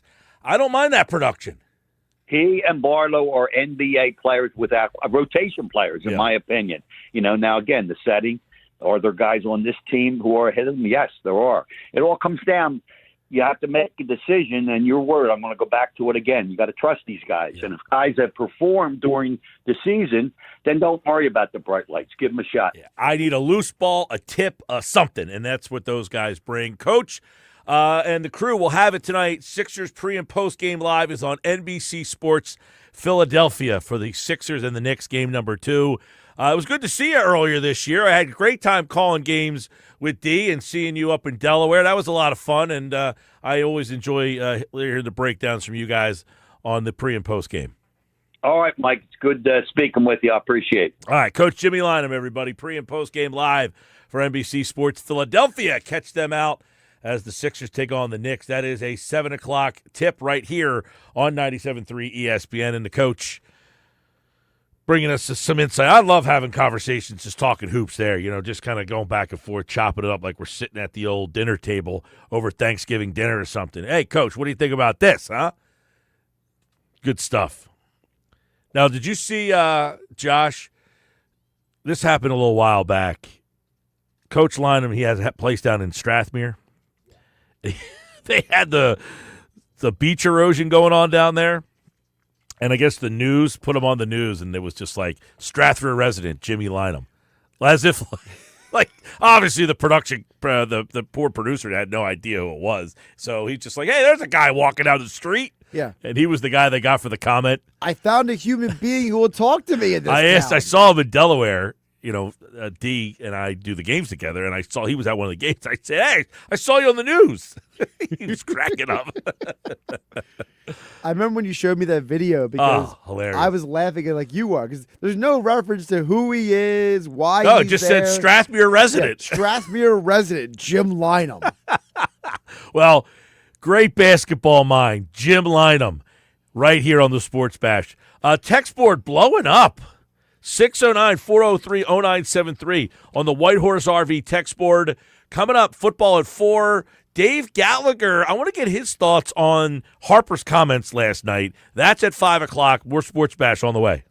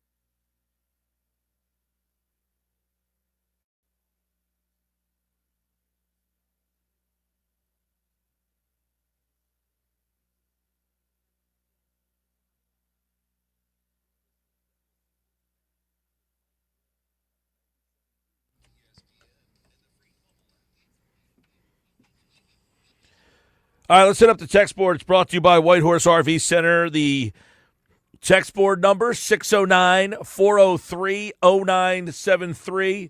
You can always pop in that way throughout the show. Hit us up on social media. Watch the show on the 97.3 ESPN YouTube channel. See what we got on the text board here. Paul from Millville, Mike, since when has it become okay to sit in playoff games? Remember when Jay Cutler was crushed because he did not finish the conference championship game? Terrell Owens was a hero because he played in the Super Bowl on a broken leg. And B, Tatum sitting out playoff games. I am out on the Sixers tonight. We'll be turning to the Phillies instead. Wow, going Phillies over a playoff game. You know, who was that again? That was Paul from Millville. You know, the Phillies, the Sixers did win on the road in Boston without Embiid. So as frustrating as it is, it's not 0% chance they can win this game. And it's frustrating. I'm not going to argue with that. I don't think it's as simple, though, as say, oh, he's sitting in a playoff game. That's ridiculous. This is a guy who, Shams mentioned it earlier when we played the audio. You just heard Coach Lynam. Yeah. He said he went back and found the play where it happened, and after watching the play, he was not surprised to hear that he, But my point is, this is a guy who's played through all kinds of injuries. Bell's palsy, broken face, messed up knee. Like, if he's not playing, it's got to be significant. I'm not going to argue with the guy's toughness. He has tried to play through as many things. It's just that there's so many instances that then it gives people a negative connotation that he doesn't want to play, and I don't think that's accurate. UPS Jess says he's voting yes. However, why aren't they trying to help these guys hit lefties? Wouldn't that be a good idea instead of just platooning them? I mean, the only way you can really help them trying to hit lefties is let them play against lefties, but then you're essentially saying we're going to let you go out there and struggle. Right. You have to be willing to take the lack of production. And that's the hard part. It's like, are you willing to do a month like we were talking about during Phillies Fastball? How long do you play Marsh every day against lefties if he's hitting 190? Like, how long can you take that production, the lack of production? And it's not like platoons are like a modern phenomenon. These things have been happening for years. So I'm not going to act like the Phillies playing Marsh and somebody else or Stott and Sosa is some unique thing. Nick, you're out of your mind. Knicks deeper and better team. No way the Sixers win 4 of 6. And Mike, if you think Jabari Walker is the difference, then you the man. I don't know if he's a difference. All I'm saying is I would give him an opportunity just to get, like Coach said, 5 minutes here, 4 minutes there, just to try to get a little bit of energy into the game. If I'm without Joel, I'm saying. If I'm without Joel, I got to find someone to give me a little energy, a little something. 609-403-0973. Let's see. Harper's the guy who shut down the daycare thing with the water where they were all having fun. He's all business. Yeah, Harper's no fun. He's a no fun guy. There's no question about that. All right, coming up, football at 4, Geoff Mosher. The Eagles have added to the front office. That and more. That's next. This is the Sports Bash.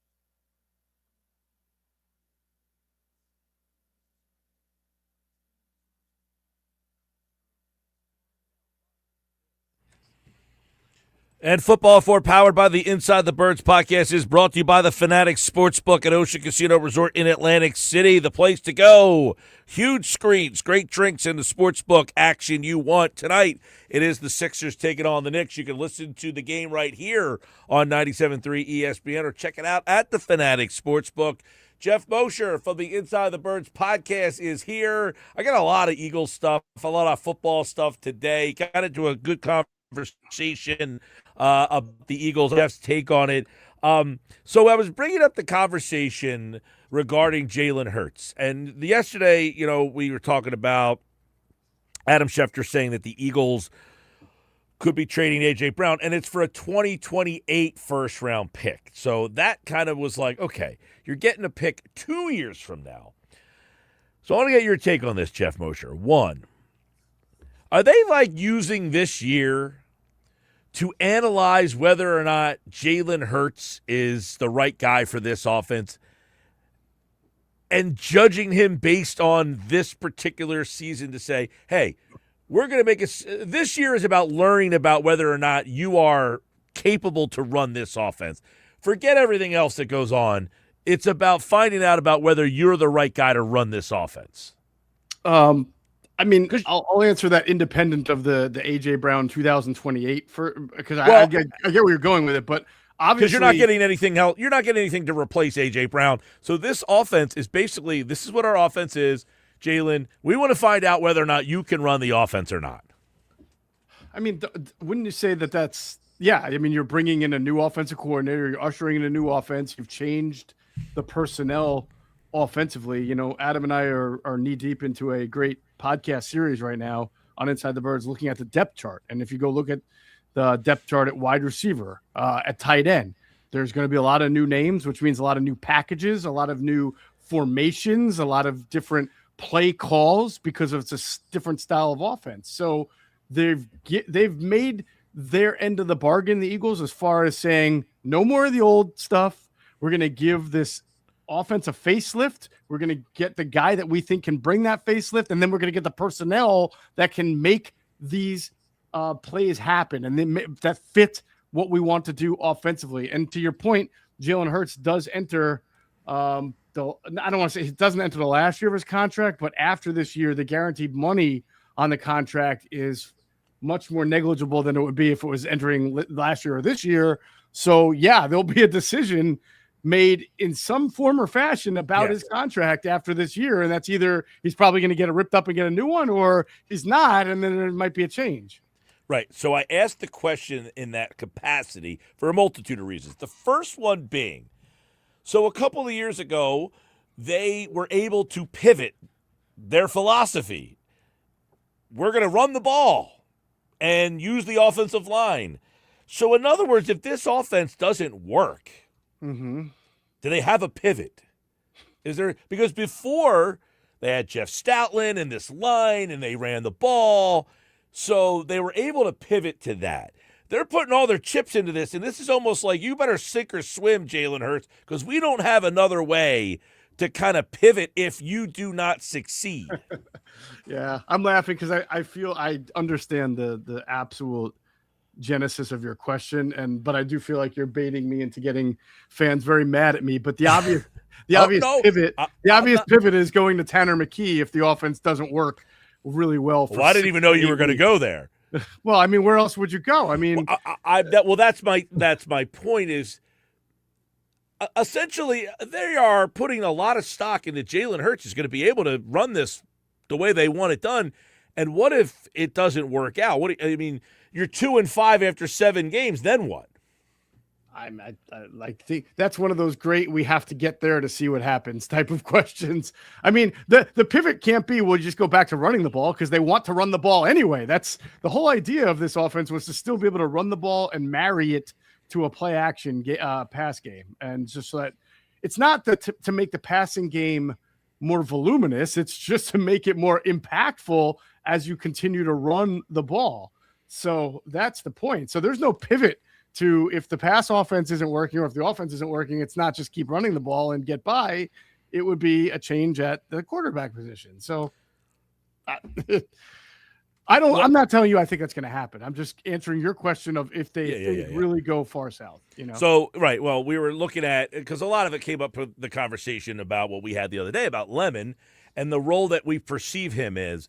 Do we look at him as strictly a slot guy? No. And that they got this particular guy to make the middle of the field more attractive for Jalen Hurts? Yeah, I mean, I think that he is one of several players that will make the middle of the field more attractive for Jalen Hurts. And that includes having Dallas Goedert come back. It includes Eli Stowers at tight end. And for people who do listen to the next Inside the Birds, we talked about the wide receiver depth chart. There are many players that they have that you might think are X receivers, because of height or weight, but they have slot experience or can play in the slot at times as well. And the offensive function itself, using bunch formations, trips formations, reduced formations, where the receivers line up tighter to the line of scrimmage, are all ways to capitalize on using space in the middle field and creating mismatches there. So it's really not about one or two guys to me. It's about your whole offensive concept and the people you've added. Right. So, we were talking about Lemon. He lined up primarily in the slot 60-some% of the time. But I was surprised to see how much Devontae Smith lined up in the slot last year, about 50% of the time. Mm-hmm. Is that something that you think they still want to do with Smith? Or is Lemon here to keep Smith more primarily on the outside, or do they interchange those two? Yeah, I mean, there's things you want to do and there's things you have to do. If you go back to the last 2 years, the Eagles didn't have a traditional slot receiver. Jahan Dotson. They haven't had one for a while. Exactly. And it's funny because on this podcast that Adam and I did, that'll be out tomorrow. If you watch it on YouTube, you can see me jumping for joy just talking about the Eagles actually having slot receivers, because I've actually been saying for years I felt they really needed one. And now they have guys who can play the slot and really excel there, especially Lemon. But to your point, the 50% slot on Devontae Smith wasn't the Eagles really like to use Devontae Smith in the slot. It was you need to be able to rotate him there, because Jahan Dotson is not necessarily a full-time slot receiver either. So they had to do everything they could. Well, and the way that I looked at it, Geoff Mosher, Football 4 with us, is Dotson not a true slot guy. How much did that prevent Hurts from trusting those guys, because they weren't really there? And I go back to the article that Andrew wrote very eloquently about how eloquent and precise the routes were for Lemon. In other words, if I throw the ball over the middle, I can trust that this guy's going to be where he says he's going to be. Yeah. I'm not sure I could trust that Dotson was going to be there. I don't know if it was a trust issue. I think it's more of a comfort issue. And that leads into your question about whether or not the offense really will function this year, because we know that the quarterback, there are times where he just does not throw it to open receivers over the middle of the field. That's why I don't think it's a trust thing, because there were plenty of times where, we would do the show Inside the Tape with Greg Cosell, and we would break down all the tape, and we would show, depending on the game, 3, 4, 5 times where there's a guy wide open in the middle, and he just did not want to throw that ball there. Even though there wasn't really, the window was pretty wide, and only Jalen Hurts, you have to be in his head to know why he wouldn't, whether that was trust or comfort. But if it's a trust thing, it would be strange why you wouldn't trust somebody who's wide open. I think it was just more of a comfort thing. And I do agree with that, and it's going to be interesting to see. So I don't know if, to your point, just making Mekhi Lemon there and putting him there, does that make Hurts throw the ball more? I don't know. I think it's something that they have to work on with Jalen, and Jalen has to be a little bit more proactive with himself on, is seeing those opportunities that are what they call layups or schemed open plays, where the play is there. You got to step on your back foot or plant your back foot and fire it when it's there. And they got to get him. He needs to get himself in position to do that more, so that they can move the chains easy. He'd make it easier on him. Yeah. Well, so is this a much more timing and rhythm type of offense as opposed to what he's used to? Yes, timing and rhythm will be a big part. It's always been a big part of the Shanahan, McVay, LaFleur offenses. You don't have to be Drew Brees. I mean, Jordan Love, to me, is a guy who in Green Bay Doesn't always have the quickest trigger, right? He'll kind of maneuver around the pocket at times. He loves to throw the ball deep, just like Jalen Hurts. He does have, I would probably has a tick better of a timing and anticipation type throw, but he's not necessarily someone you would say is surgical, right? Like Drew Brees. You don't have to be. I feel like I'm just examining other quarterbacks in this offense. I'm not hierarchying it, but Brock Purdy can only play that way. He doesn't have a very strong arm. He's not a big guy. Like, he's got to be able to make those quick, decisive throws that are there over the middle, because there isn't a whole lot of special elite traits to his game that he can compensate with, if that makes sense. Okay, the question is not to be a disparaging answer, okay? All right, I'll try. And I don't know the answer to this question. I had a hard time answering it myself, and I'm no Jalen Hurts hater by any stretch. What would we say that Jalen does really well? Oh, I mean, he throws a deep ball as good as anybody in the league. There's no question about it. Okay, so is that something? Is that something that will be prominent in this offense? I think in every offense you got a deep ball. Yeah. So yes. Okay. So he throws the deep ball really well. Yeah, he throws the deep ball really well. I think he's a good pre-snap reader in terms of he knows what the defense is pre-snap and where the openings are going to be. He has a high completion percentage. That's not an accident. That's being very smart before the ball is snapped and knowing what you want to do with the football. And I do feel like as long as he's generally protected or generally has his feet set, his ball placement is pretty good. It's in the upper echelon of the league. It falls off when he's running around the pocket or holding on to the ball a little bit too long. But there are guys who I think do have good protection and don't always have great ball placement.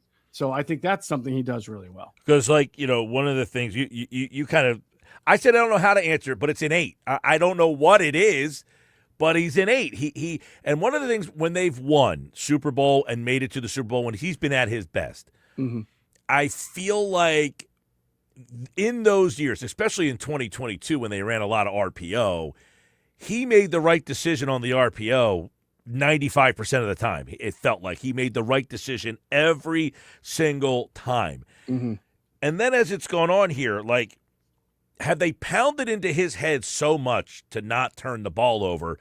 Has that made him too safe? Or is he a good decision maker that he doesn't turn the ball over? Which one is it? Well, I think he is a very good decision maker, and he seems to be very confident innately, as you said, in his ability to take sacks without turning the ball over, because clearly one of the weaknesses of his game is holding on to the ball in the pocket a tad too long, and he does get sacked. He has one of the highest sack percentages over the last 3 years in the NFL for starting quarterbacks, which is sort of weird because for the most part, their offensive line has been very good over the last 3 years. I know last year wasn't as good. And they have a lot of good weapons who you can get the ball to quickly. So he shouldn't have that high of a sack percentage. But for somebody who gets hit that much, he holds on to the ball. He doesn't fumble very often. And because of that, also, he doesn't rush the throw and throw a pick very often. So that's sort of the trade-off with it. Yeah. And again, like I said, I wasn't, we were talking about, like, what is it? Because when people get like, he's not in the top 5, or why don't you have him in your top 10? And it's like, it's so hard to describe, like, what are the things that he does really well that would put him in a category where, like I said, the guy won the Super Bowl, he's a Super Bowl MVP. I don't know that there's any organization that's saying, if I'm starting my franchise, that's the guy I'm drafting. No, and that's okay. Joe Flacco won a Super Bowl as MVP. Russell Wilson won a Super Bowl. Russell Wilson has the same career basically after 8 years as Jalen Hurts, right? Went to 2 Super Bowls, won one of them, played really well in the one that they lost, just didn't make the last play at the end of the game. But things fell off for Russell. I'm not saying that that's going to happen to Jalen. What I'm saying is it's not so absurd to have a Super Bowl MVP who is not considered the greatest player at his position. No question. I just find Ward's a Super Bowl MVP. Great receiver. Was never the best receiver in the league, right? I totally agree with what you're saying. I just find it to be very interesting. Probably trying to think of another quarterback that has had the success, the amount of wins, and the success and accolades that Jalen has, where the team has said, we're going to change the whole offense Well, after all the success. I think it took a little bit longer, but I think the Flacco example is pretty. I mean, they were in the playoffs every single year. They went to a Super Bowl. They won it. He was on fire. He was the MVP. I think the year before that, or 2 years before that, they nearly beat New England in New England in the AFC Championship game, and Lee Evans dropped a pass from Flacco in the bottom of the back of the end zone that would have sent them to the Super Bowl. So it wasn't his fault. And he had a really good career, but he was never considered the greatest. Right. He always had some flaws. And then when he got a little older and things started to go south a little bit, then they eventually went on to Lamar Jackson and completely changed up everything they did. You know, well, and it's funny you say that because I don't know that anybody ever looked at Flacco as the reason, right? I mean, it's kind of hard to if people remember when they won the Super Bowl, he was freaking unbelievable. So, right, but wasn't that like a surprise? But I mean, don't you think it was a surprise when Jalen Hurts dropped all the? I mean, let's be honest. Yes. For most of the year, for most of 2024, the offense was sporadic. It was not great. And then, but when it was time to turn it on, he turned it on. And by the way, they had a plus 12 turnover ratio. That really helps when your defense is that good. But same thing with Baltimore. I mean, Joe Flacco had a great defense that put the offense in really good spots a lot. Yeah. I don't know. It was fun. I think the issue is that Philadelphia didn't have much of a Super Bowl history, if any. Obviously only one in 52 years. And then along came Jalen Hurts, and they've been to 2, and they've had unprecedented success, and he's the quarterback. And therefore, there has to be some kind of parallel drawn between that and sort of him being like this ungodly type of player. No, it was a great team. It's a very, very good team. Well, you know, it's like he's already proven that he can win the Super Bowl. Well, it's like, can he win 2? You know what I mean? Like, you get that. You get, like, you can't win a Super Bowl with Jalen Hurts. Well, you've already won one. Well, you can't win another one. You know, it's almost like you become so obtuse to the fact that because you won one, now it's that you can't win again because you've already won one with that guy. Right. Yeah. It's an interesting dynamic.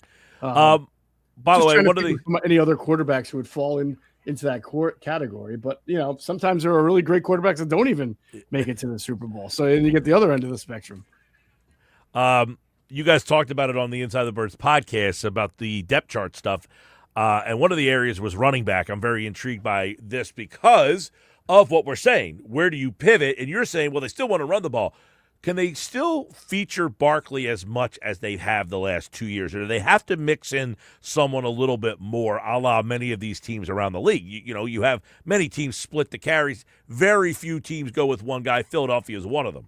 Yeah, I mean, we were doing the show, Adam and I, and I think that's the one that's up today. And listen, it's hard not to talk out of both sides of your mouth when you're talking about it because on one hand, both of us feel like Tank Bigsby showed you last year that he can bring. I mean, he averaged almost 6 yards a carry on over 50 carries. That's pretty good.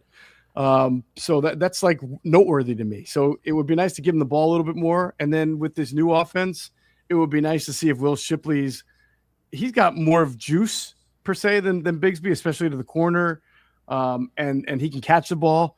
But on the other side, Mike, it's just hard to take Saquon Barkley off the field. I mean, he's paid a lot of money and he's good. So it's nice to say and sit here and talk about running backs 2 and 3 and how you get them more involved. But yeah, you know, look at the workload Christian McCaffrey had for the Niners last year. They didn't want to take him off the field. No one in their right mind could have predicted McCaffrey was going to get that kind of workload a year after he missed almost a whole year with the calf injuries. So well, you know what ends up happening to some of these guys?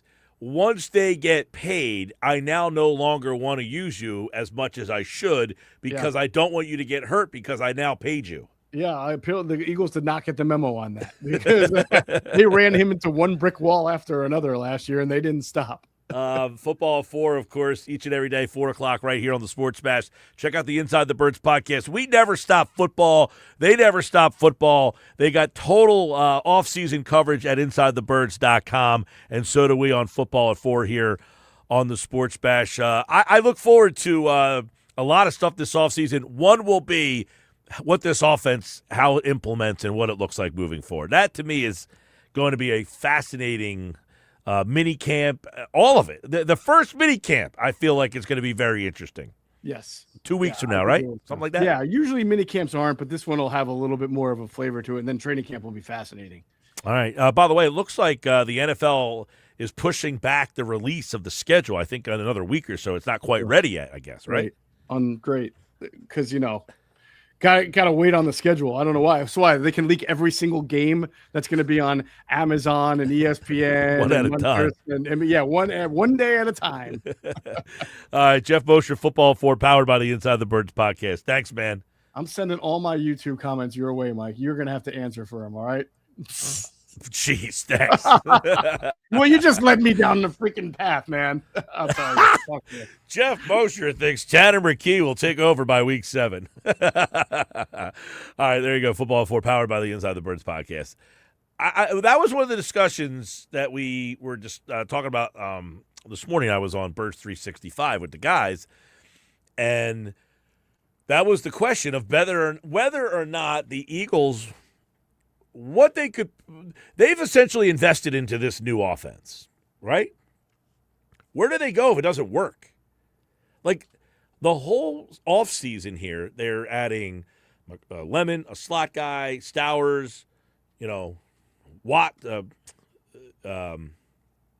Wicks, who is, a fit for this offense for Sean Mannion. Everything they're doing is to appease this offense. And I said, the one thing they have to understand is, what if it doesn't work for the quarterback?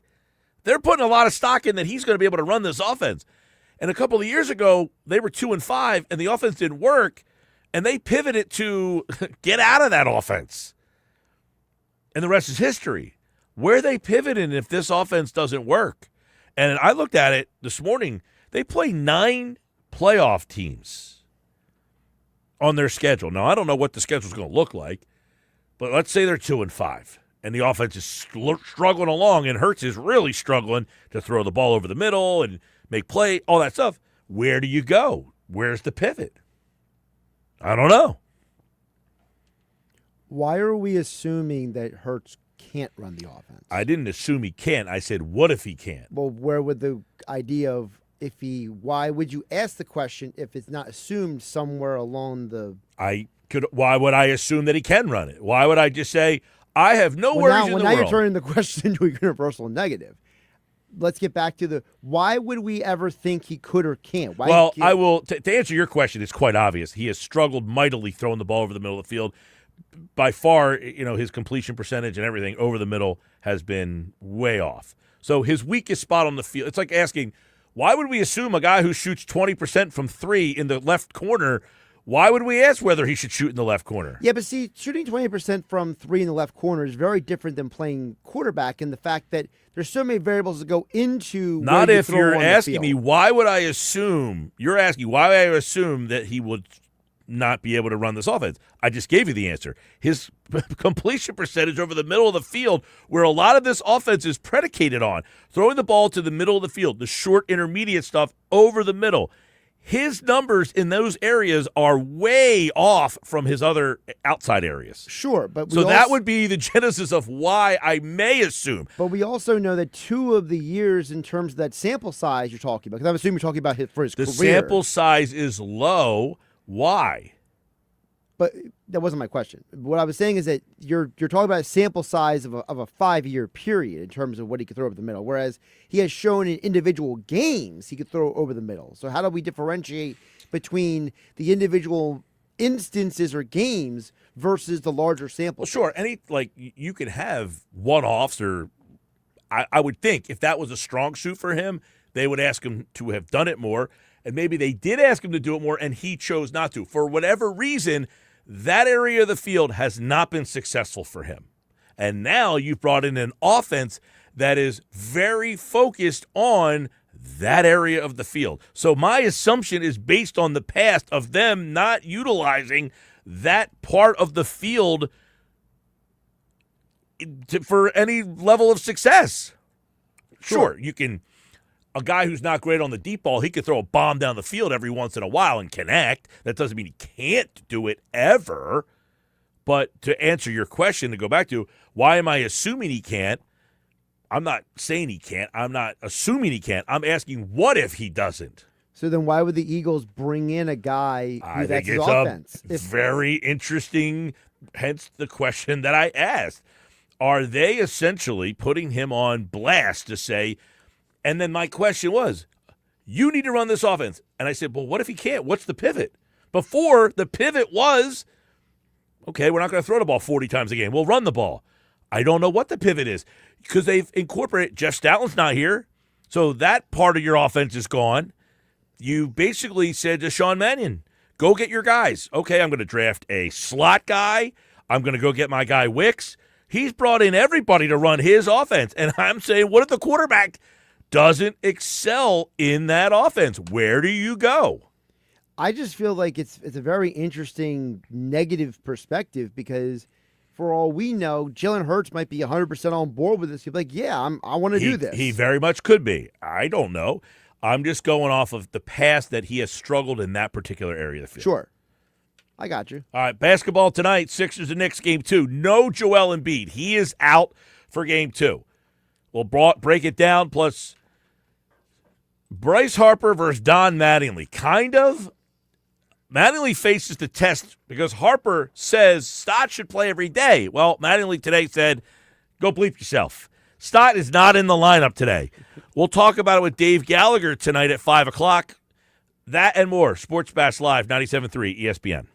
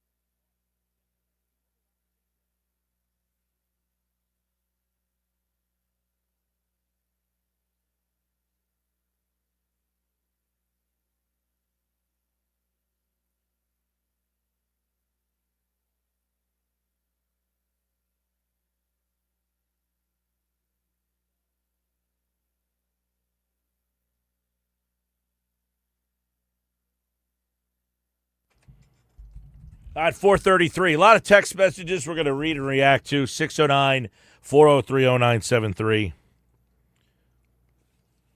Don Mattingly just spoke a few moments ago in regards to Bryson Stott. He is not in the lineup tonight, Stott. And last night, Bryce Harper essentially said he thought Stott should be in the lineup every night. He said he is an everyday player. Quote, he says, you play every day. He's an everyday player. When you have a guy that needs to play every day, lefty, righty, doesn't matter. He's going to keep having good at-bats. He's an everyday guy, always has been. When you take an everyday guy out of the lineup, it's kind of tough for them to get going each day. That's what Bryce Harper said last night about Bryson Stott, who obviously had a pretty good game, and that raised some eyebrows. You got Bryce Harper essentially saying this guy should play every single day. And then the lineup comes out the next day, and he's not in the lineup.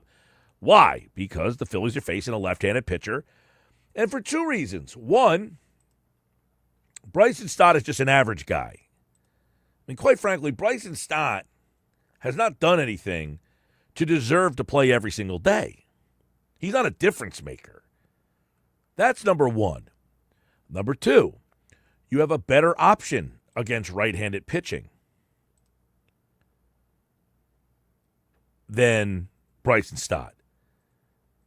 You have against left-handed pitching. You have the Edmundo Sosa option. If you didn't have Sosa, that's a different situation. But you have Sosa, who's been a very productive player against left-handed pitching. So I don't know why Harper felt the need to shoot this bow across the bow and say, hey, we should be playing this guy every day, essentially. I mean, he didn't come right out and say that, but he said he's an everyday guy, yada, yada, yada. Sosa, 268, has a 769 OPS against lefties. You got Stott, who is just an average guy against lefties, 252, nothing special. Stott against lefties, 252, 676 OPS. Pretty average. Now against righties, he's 253 with a 701 OPS. No, not much better. So you can make the argument that he's just as good against lefties as he is against righties, but the argument against him would be, well, he's average against both. He's not good against either. Stott would be good against, Sosa would be good against lefties, 268 with a 769 OPS. OPS, you want that number to be around 800. For people who, I don't know what OPS is. I don't know what that even means. You take for granted sometimes that everybody knows these analytical numbers. OPS, you probably want that number, you want that number to be around 800. That would be like a good OPS. 800 or higher. If you're about 900, you're probably a very good player. And if you're over 1,000, that is your very, very best players in the league.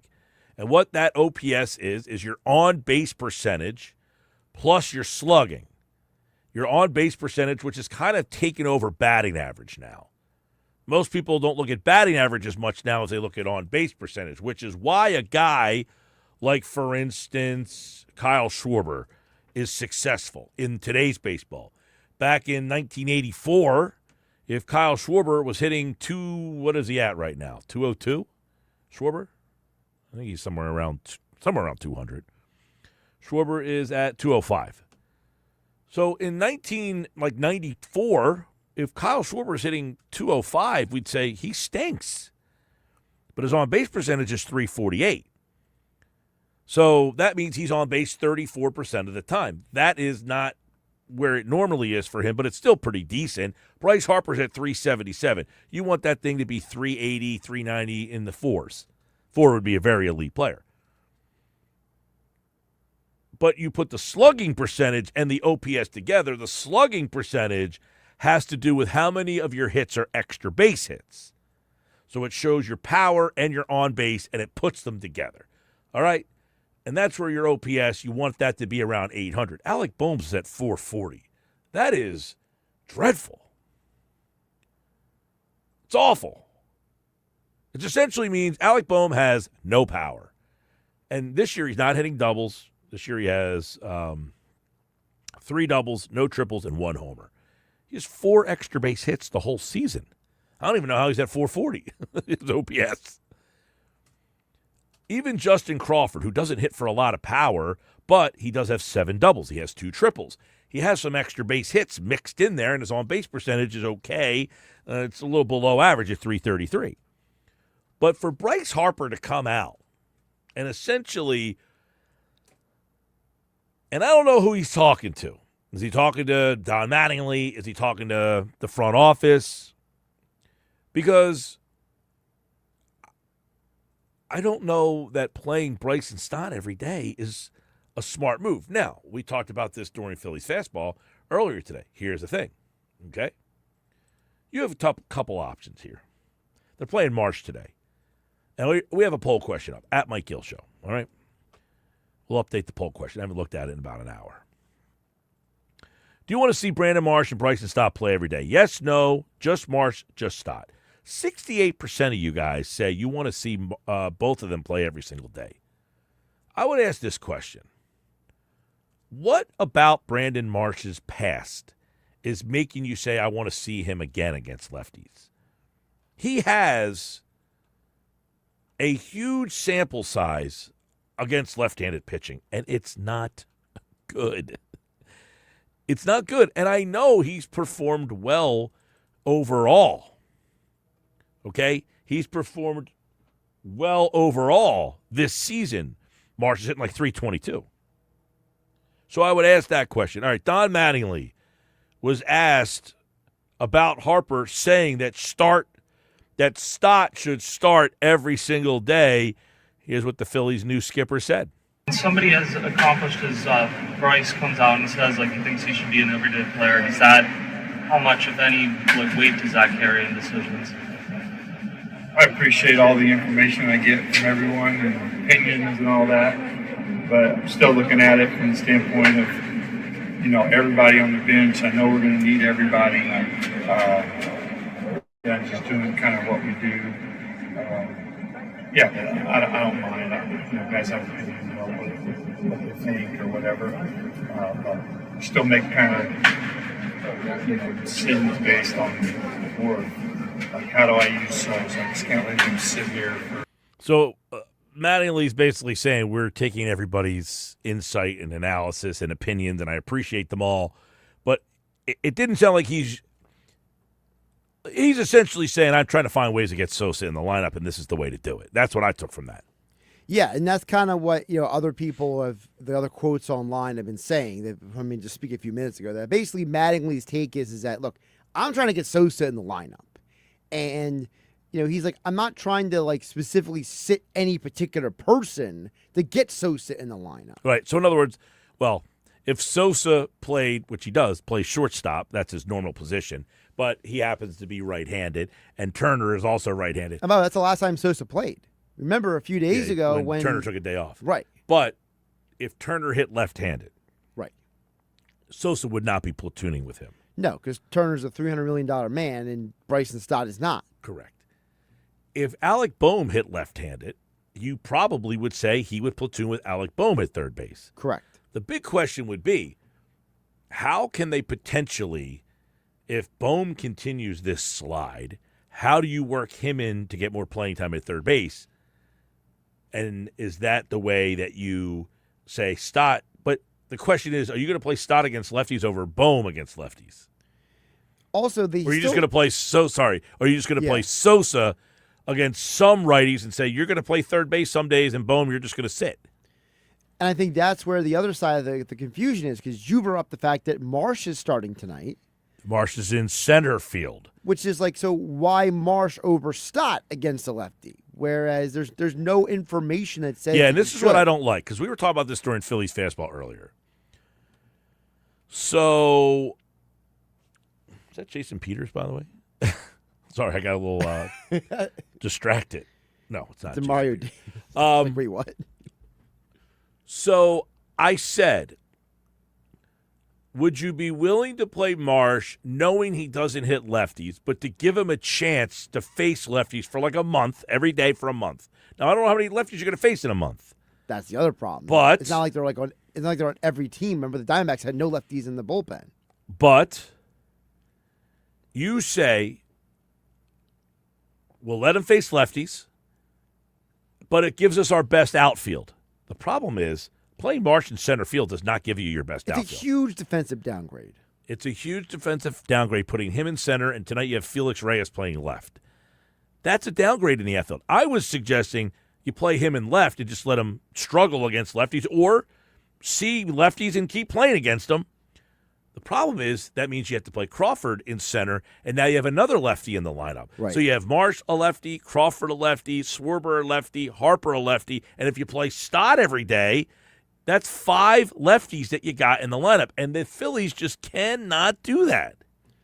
I mean, is there also another side of this as Mattingly himself as a left-handed hitter, is he maybe throwing his own evaluation of these guys into this conversation, where maybe when he's meeting with the front office and they're talking about who the lineup's going to be, he's like, look, I can tell you as a left-handed hitter, I like Marsh's approach to the lefties better than Stott and Crawford. Is that maybe part of the conversation? I don't know, because Stott's numbers against lefties are far better than Marsh's are. I know that, but I'm just saying that is he Mattingly, knows that. Well, they might have told him that. They might be like, well, we're telling you that Stott's got a better history. And he's like, well, I'm telling you that my eyeballs telling me. And maybe Dombrowski's like, well, I fired the last guy, so I got to give you a chance to maybe be wrong. Well, the way Mattingly has come in here, and he brought it up today, that he wants to have these monthly analytic meetings. Yes, every 30 days. Where he wants to go over the data and everything. So it sounds to me that Mattingly has kind of bought into. By the way, his son is the general manager of the team. And why is his son the GM of this team? Because he's an analytically driven guy. Right. So I don't think that Don Mattingly's rocking the boat. So then why is Marsh starting if the numbers are telling you he shouldn't be starting? Well, and that's where this thing gets a little messy, is because Marsh is having a really good season. He's hitting .322, .350 on base, .487 slug, .837 OPS. He's been essentially your best player. But most of that damage, if not all of that damage, is against right-handed pitching only. So those numbers are very skewed to his splits against righties. Now, we're going to talk to Dave Gallagher coming up in 15 minutes here about would he give him an opportunity. And by the way, Dave Gallagher's going to be an interesting conversation because of the fact that, remember, he himself was in a platoon. He was a platoon player for most of his career. He's talked about it a lot here on the show. We look forward to it. Really quick question, throw into this. For those who don't know, it's Jeffrey Springs who's starting for the A's tonight. A lefty. If it was Chris Sale and not Springs, would Marsh be starting? Is that part of the conversation as well? I don't know, because somebody has to play center field. And it's either Crawford or Marsh, and they did play Garcia out in center field the one day, but that's because Marsh was banged up that day. Right, Marsh was not feeling well. Hey, guys, Mike Gill for Clark's Moving and Storage, and you guys, this time of the year, you got college seniors or people coming home. They need to move stuff. Maybe you have your high school senior going to college, and they got to move into their dorm. Well, call Clark's Moving and Storage. They can take care of it all. 609-889-0780. They go worldwide, across the country. You don't want to be packing your car and saying, hey, friend, can you help me move? Call Clark's Moving and Storage and trust them. They moved my place when I made a big move, and it was fantastic. Say, hey, this is the stuff I want. This is where I want it to go. Easy peasy. Get it done. Clark's Moving and Storage, Rio Grande. All right, 5 o'clock, Dave Gallagher, Mike McGarry from the ballpark at 5:30 with an update on the Phils. And Joel Embiid out tonight for Game 2 against the Knicks. Yes, if you're just listening and you've been working all day, Joel Embiid is out tonight with a right ankle sprain and hip soreness. He will not play.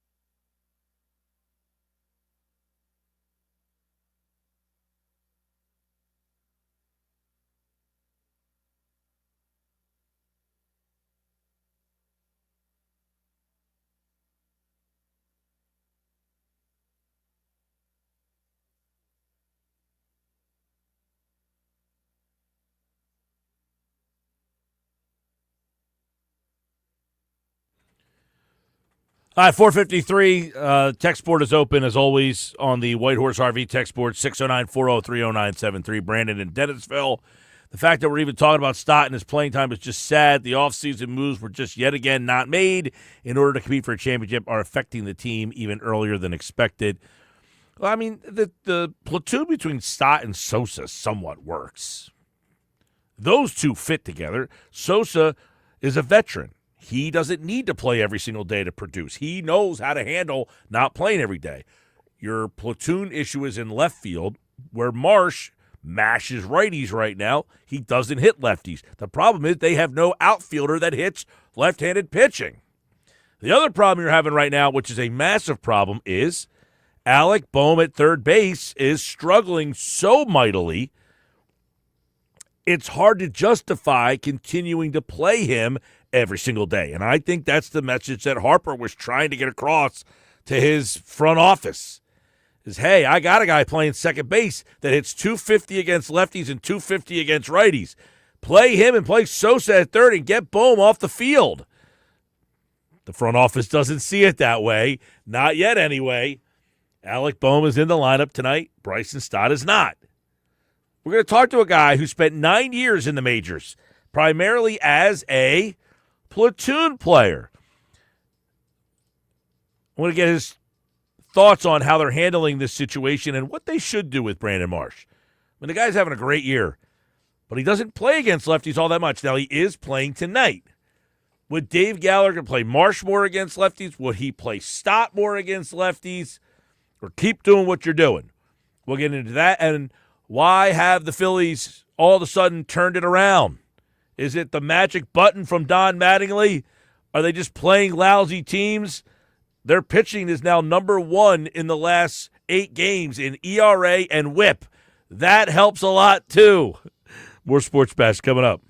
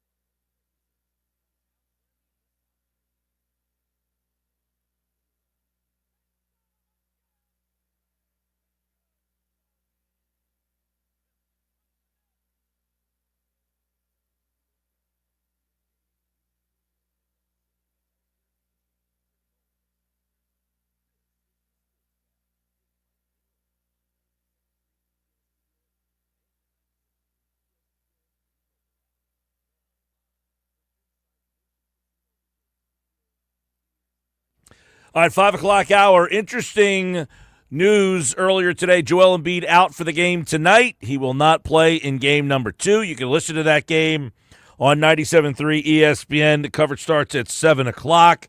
And then last night, the Phillies, 9-1. They win. 2 homers for Harper, 10 strikeouts for Christopher Sanchez. You'll get Zach Wheeler tonight. But the real fireworks came after the game.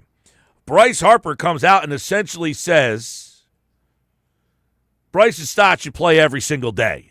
Well, the lineup out today against a left-handed pitcher, and Bryce Stott's not in the lineup. Brandon Marsh is in the lineup.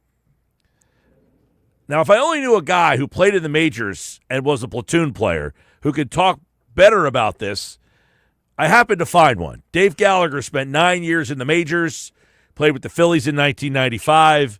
We've had great baseball conversations over the years, but this is one that I know you could speak on very, very adequately. Dave, welcome back, man. This story gets very interesting, that you got your star player basically saying that one of our platoon players needs to play every day. What say you about what's happening now with this Harper situation? I always give you a strange take, but I promise you it's based on things. It's based on experience and being through it and seeing it from so many different angles. I mean, at the time, bouncing around the 7 different teams and having a family, oh, God, I hated it. My daughter going into 7 different schools by the time she was in 5th grade. But the value in it, when I look back, is it gave me a ton of experience from a lot of different people, a lot of different perspectives. I actually, I like what Bryce is doing right now. I think he has matured into this leadership role, and why not? It's okay for him to be vocal. He right now is probably the only guy on the team who can be. I think Kyle Schwarber last year was looking like he was starting to take over that role. He still can, but he's just struggling so bad that he's not going to say anything. But Bryce is playing well. He's got the resume, and he has matured. I had Bryce. I've done this program. I still do it every year, the rookie career program. And it's quickly, every major league team sends their top 4 prospects to we were doing it in Lansdowne, Virginia, and then it moved to Miami. Now after COVID, we do it on Zoom. But about 27 years. Bryce was in my what they call breakout session. So he was in a group of maybe 10 to 12 players. It wasn't teaching baseball. It was everything that you do off the field. Dealing with finances, rookie players dealing with veterans, dealing with umpires. There's all that, trying to prepare these guys to be able to go to the big leagues and just worry about playing.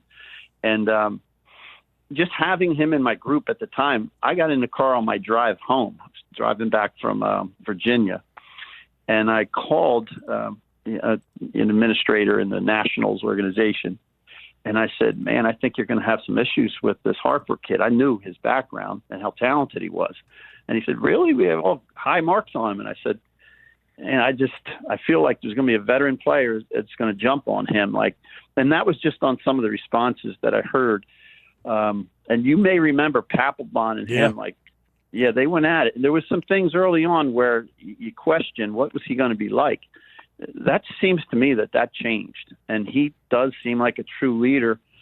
So him making that statement, backing a teammate, I don't think it was disparaging at all to Mattingly. I think Mattingly would love for that to happen.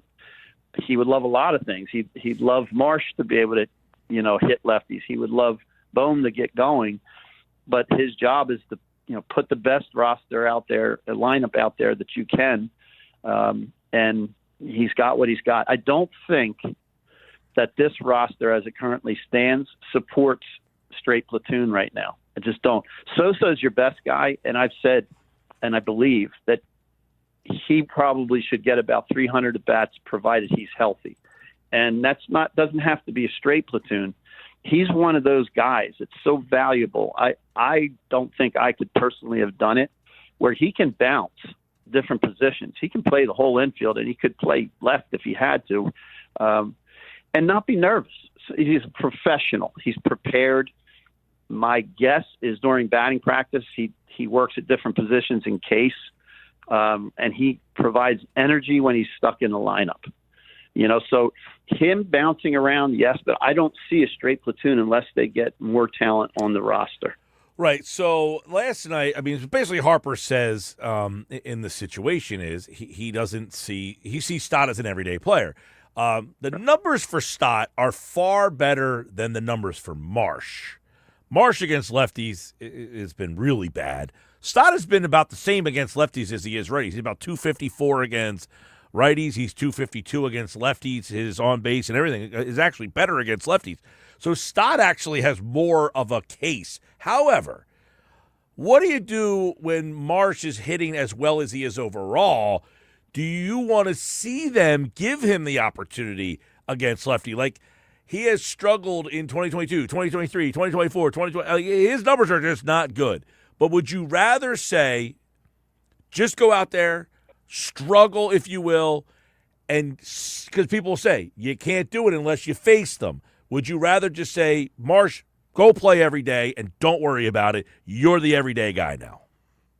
Well, here's the cool thing. A couple things. I hear what you're saying, definitely. The one thing analytics can't do, analytics gives you results, right? You can look at those results, and you can certainly be advised by those results. But Mattingly was a left-handed hitter. Man, I still picture him. How cool was it to play against him? Mike, he used to bring a tee out for himself by the turtle, the batting practice cage. He'd put that tee, and he'd smack the ball off of that tee, and he was constantly working on his swing. You know that he has gone up to Marsh and he has gone up to Stott, probably Crawford, and talked about, hey, when I faced lefties that were tough, low arm angle, whatever, it helped me to keep my shoulder in, think left center, whatever it was. And like I said, if the roster currently had a good platoon, straight platoon with him, that between the two of them could do some collective damage, then I think it would be the right move, because you're probably helping him have an overall good year by staying confident, not facing a tough left-handed arm. But as it stands, with the pitching coming on the way it is and what they had hoped it would be, I want the best defense out there. And, taking him out of left, I think hurts the defense. Okay, I'm glad you went down that road, Dave, because I said earlier, I would be okay if you just said, Marsh, you're going to play every day because we're going with the best defense. That would be him in left. The problem is they're playing him in center, and that is not their best defense. So now you have a guy who doesn't hit against lefties, and he hurts you in center field. I think me just thinking like a baseball guy, I think they're obviously trying to protect Crawford early. And the kid's face and his body language, he battles. I'm so impressed. And part of it's got to be that his dad was a big leaguer. So my guess, thinking back of Carl, his dad's personality, he's probably not the guy that kid's got to call him after every game and go over every at bat. I doubt very much that they do that. He's probably there if he needs him, kind of thing. But he's going to get some great advice. My guess is that they want Crawford to end up at the top of the order, and they're just trying to give him some time, hoping he does well against righties and build that confidence, and then ease him into maybe leading off and playing even against lefties. Maybe they bat him ninth against lefties and lead off against righties, whatever. But I'm very confident in Don Mattingly having the feel. He seems very relaxed. And think about it. I think he managed for two different – it was Miami and the Dodgers. Yeah. I don't know if there was a third team. The Dodgers for about 8 years, and then the Marlins. Yeah. Can you imagine, Mike, how many mistakes that you would make when you first started managing? Like, just maybe you just, okay, I'm going to do the right thing and play it by the book so I can't be questioned post-game. And what do I say to the writers because this happened? Like, he just looks so relaxed right now. I don't know what's going to happen going forward. But, Thompson was kind of like that. And Mattingly said, I'm probably not much different personality was. One of Thompson's best qualities, some people might say it was worse, was that he didn't change. Like, he tried to keep an even mental keel as far as dealing with it. I think that's appreciated. But, I think with Mattingly, he's also going to be able to provide I heard he was taking ground balls at first base. Think he's not helping Harper's footwork around the bag? Right. Mattingly was awesome on defense at first base. Well, it's interesting because you mentioned Crawford. All right, in the minor leagues, and I always try to say, like, you take the minor league numbers with a grain of salt. I mean, he hit lefties at like a 350 clip. And they're not really, and they're not really giving him a chance. Now he's only hitting 059 against lefties. He's only had 17 at bats. He's 1 for 17. So have they already said those minor league numbers don't really care about him? You've already shown us that you can't handle left-handed pitching. Do you get that sense already? Because he's not in the lineup tonight against a lefty, and it's not like it's Chris Sale throwing for the A's. I don't get that sense. I really think I hate to use the word protecting because it makes it sound like the player is soft, and I'm sure he's not. A quick story you remember the name Jeremy Burnitz? Oh, sure, yeah. So Mets. Burnitz was, Mets, and I think he was a first rounder. So I broke my hand actually against the Phillies. Stole third. I was sliding into third. And you needed an oven mitt back then. Oh, yeah, you're right. Well, Dave Hollins faked the tag. There was not even a throw, and I went head first, smashed my hand into the bag, and I heard it snap. So I was rehabbing. After that healed, I went down to Tidewater, and Burnitz was a prospect. Man, he had bat speed. And he struck out, and he went out in the outfield, and like his head was up his rear end. And after the third out of the inning, everybody ran off the field. He's still standing out there in right field, like looking out towards the wall. It was so embarrassing. And now I'm leaving. I'm going to fly to Montreal back when the Expos were there. And I'm going to meet the Mets there. And I thought, should I say something or not? He's an outfielder. He might take my job, but I'm going to go help him.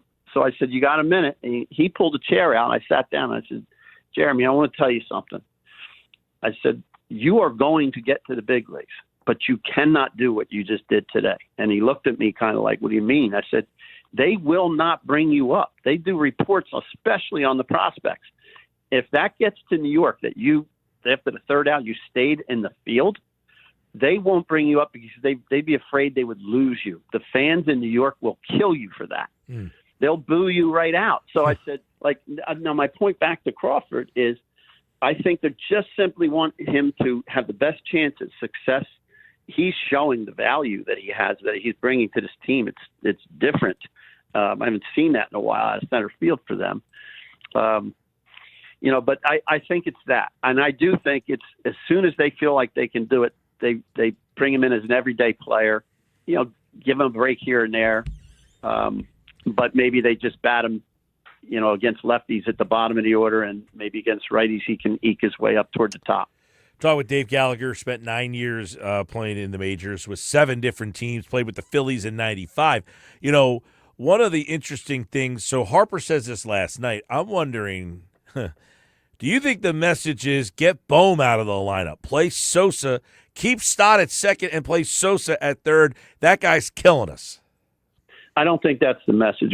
Again, I would definitely refrain from thinking that or planting that seed because I can't imagine Bryce would want to do that to a teammate. Now, we all agree, and I think Bohm would agree, he's got to play better. He's got to be more productive offensively. And Mattingly was asked about that, and his answer, I believe, I'm paraphrasing, but I believe he said something along the lines of, not right now. He's going to be put out there. He's doing what we're all doing. Like, the team needs you to do something. So no, I don't think Bryce meant that. But I do think he'll lose if he doesn't start turning around individually. Then I think you're going to see more of Sosa playing third. And I go back to Sosa for a minute. Some of his value, I've seen this happen. I've played with guys that if they get exposed too much, you start to see the warts. Yeah. But if not, if you're just like a couple times a week, or somebody gets hurt and he can more than capably fill in for a Turner, a Stott, a Bohm, Bryce, they'd probably go with JT or Schwarber at first if Bryce got hurt. But anyway, I feel like, he probably simply meant that. I don't think he would ever say a comment, Bryce, about a teammate that would hurt that teammate. Can I mention something about leadership, though? I was thinking about this today, that I played on a couple teams that had great names on the roster. The Mets one year, oh my God, it was Eddie Murray was on that team, and Doc Gooden, Brett Saberhagen, Sid Fernandez, Howard Johnson. There was no leader, and you could feel it. I'm not saying anybody was wrong. Maybe they were all looking at each other and thinking, well, he'll lead or he'll lead. And then on the Angels, listen to this roster. How the hell I got on this team, I don't know. But it had Dave Winfield, Dave Parker, Wally Joyner, Gary Gaetti, Lance Parrish. And I watched. And that's the first time I had the thought, like, maybe having too many guys who are used to being the man on the team is not good, because we had no leadership and we played like that. So Bryce is in a position where I think he is the leader, and he's playing well, perfect time. I don't understand what Dombrowski did in spring training, making that comment about him, that if you really feel a certain way about a player, especially your star player, pull him in the office. That was actually, by the way, that was actually after last season. You talk about what he said about him being a lead or not? Yes, that wasn't spring training. No, it was at the end of last year, at the end of season press conference. And he was just saying, he had a really good year. I wouldn't say it was elite, and that kind of kicked off the whole offseason. Yeah, and and he felt terrible about it. And hey, if it helps for him to play with a chip on his shoulder, then good, right? Yeah. But he and by the way, really so right far now. so good. Harper's been having a great run to start the season off here. Hey, Mike, I saw him go first to third yesterday, and late in the game, he was turning his arms, and he looked healthy. He was running without inhibition. Well, and I got so you mentioned they don't have a roster for platoons, and I think a lot of us agree. This is where I think your experience really comes in, Dave. So they started Otto Kemp as the right-handed bat in the platoon. Well, he's a young guy, and he's not used to not playing every day. Now they bring up this kid, Felix Reyes, who's obviously not ready, 24-year-old kid. You got to find a veteran guy who understands how to handle playing 2 days a week, right? That's how you find a platoon to play left field with Marsh. You can't put a 24-year-old kid out there who's never been in the big leagues and said, hey, man, you're a platoon player. That's not how you maximize those guys, I would imagine. No, you're nailing it, because that's what we're saying right now about Crawford. Trying to make sure a guy that you believe in is going to have the best shot at success early, so you don't ruin his career. I'm kind of coming through the side door with that, but if you know what I mean, if he comes up and he just is horrific, it's hard to get that confidence back into a guy. So, is Reyes playing tonight? Is he who's playing left? Reyes is in left. Marsh is in center. Yeah, so... And the funny part is, 3 weeks ago, Reyes is hitting fourth. Hey, you're our fourth hitter. Now he's hitting ninth.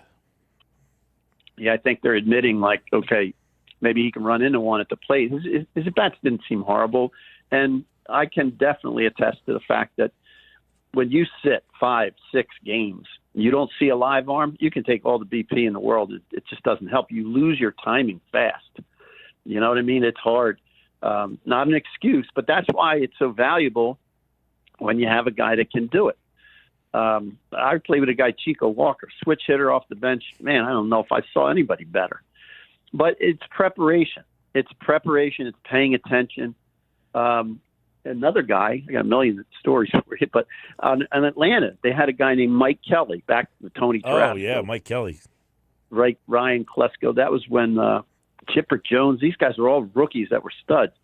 Well, Kelly was another one. And Kelly broke spring training with the team, but he wasn't starting. And I looked at him. He was flicking sunflowers into a cup during the game. And I looked and I saw Bobby Cox look down the bench and saw him doing that. And then he turned away and shook his head I can't believe what I'm seeing. Once again, I tried to help this young guy. another outfielder again. I'm hurting myself, but I said, hey, Mike, pay attention. Watch the pitching. Because if Bobby doesn't think you're going to gain anything from being here, they're going to send you out. Right. You can't be flicking sunflower seeds and seeing how many you can make into the cup. Watch the pitcher and learn. Watch guys at bat. Mike, I swear, the next day he was sent out. Well, and he was sent. I hear, and that's, you're absolutely right. It's like, hey, if you're not paying attention and I can't trust you and you're not learning anything from not playing, there's no help for you here, buddy. No you use. tweeted out last night about Bohm. His OPS right now is 440, okay? Just to give you a perspective. You mentioned that Angels team you played on. That year your OPS was 721. He's at 440. That's unplayably bad. What are you seeing that is causing his problems? When I see games, I see him. I watch him different. Probably, a guy like Tommy Green, I know is on your station, I think on Sundays. But when a pitcher watches a game, they're watching every nuance of the pitcher, I'm assuming. And when I watch it, I'm watching the hitter. And what I'm about to tell you is not an egotistical statement. It's because I've made every mistake that there possibly is to make as a hitter, and I've been forced to be able to recognize it quick and correct it. I cannot rely on somebody to tell me what they think I'm doing wrong a week later for my career. That never made sense to me. So I learned, I knew my swing better than anybody on the planet. And what Bohm is doing, he's flying open with his front hip way early. And sometimes you do that when you think you're getting pitched in and you think it's going to help you get to the inside pitch. It's the opposite. Your barrel drags when you fly open. It's very similar to when a pitcher either lands with his landing toe flared toward first base open, or his front hip or his shoulder, his chest opens up too early. He's trying to go down and away to a righty. It'll go up and in. The arm drags, or when you're a hitter, the barrel drags. So when Bohm is right, he stays in long with his front side, but he uses right center on fastballs. So you'll see him drive the ball that way. Right now, he's not hitting them hard that way because he's spent already. His rotation of his body is all spent and the barrel drags through. When he's right, he'll hit fastballs, above average fastballs from center to the right field line, but he's on time on off speed because his barrel has time to get out to that. And I saw that Schwarber, this felt good for me to see. I was watching Schwarber for a while now that, man, his hands are getting out away from his body. Once your hands get out away from your body, think of where the barrel now is, the sweet spot. It's so far outside that the only way you can get it to the pitch is to kind of come across it. So you're forced to hook it. He's hooking balls like 500 feet, but 50 feet foul. And yesterday I saw him, the camera stayed on him or went back to him, and he hooked another ball hard way foul down the right field line. And then he actually, before he stepped back in, he pulled his hands in close to his body, showing himself. And that told me that Kevin Long not only noticed it, but he brought it to his attention, and I'm guaranteeing they worked on it. So he's checking himself, like, come on, get inside. It doesn't guarantee you anything, but you can't keep making the same out. Right. Like that's devastating. That's baseball suicide. Like no correction. You don't know what it is. And sometimes you get stuck. That's why you have a hitting coach, and then you got to work. You got to work on it and make different kind of outs. You go for 4 with 4 same kind of outs. That's a problem. Well, I'll tell you what, they're starting to score. The pitching has been much better, and that has changed a lot. They will face a lefty for the first time in Don Mattingly's tenure. They are 7-1, but the first time they will face a lefty, and they struggle against lefties. So, by the way, Rob Thompson's teams were 0-10 this season against left-handed starters. This will be the first left-handed pitcher tonight for Don Mattingly. We'll see how his crew goes with Zach Wheeler on the mound. That was Dave Gallagher. Dave, I can't wait to have another conversation. That was excellent stuff, man. I appreciate it. Excited to see this lefty tonight and how they handle it. Thanks, Mike. All right. Dave Gallagher, everybody, here on the Sports Bash Live. Yes, We'll see, because they 9-1 last night, facing a right-handed pitcher. Lefty Springs tonight. We'll see how that goes. We're going to get some more insight from the ballpark. What is the feeling at the ballpark? Mike McGarry's there. We heard from Don Mattingly earlier. Why did he decide not to play Stott today after Harper suggested he play him? Mike McGarry is at the ballpark. He'll give us some insight on that coming up next on the Sports Bash Live on 97.3 ESPN.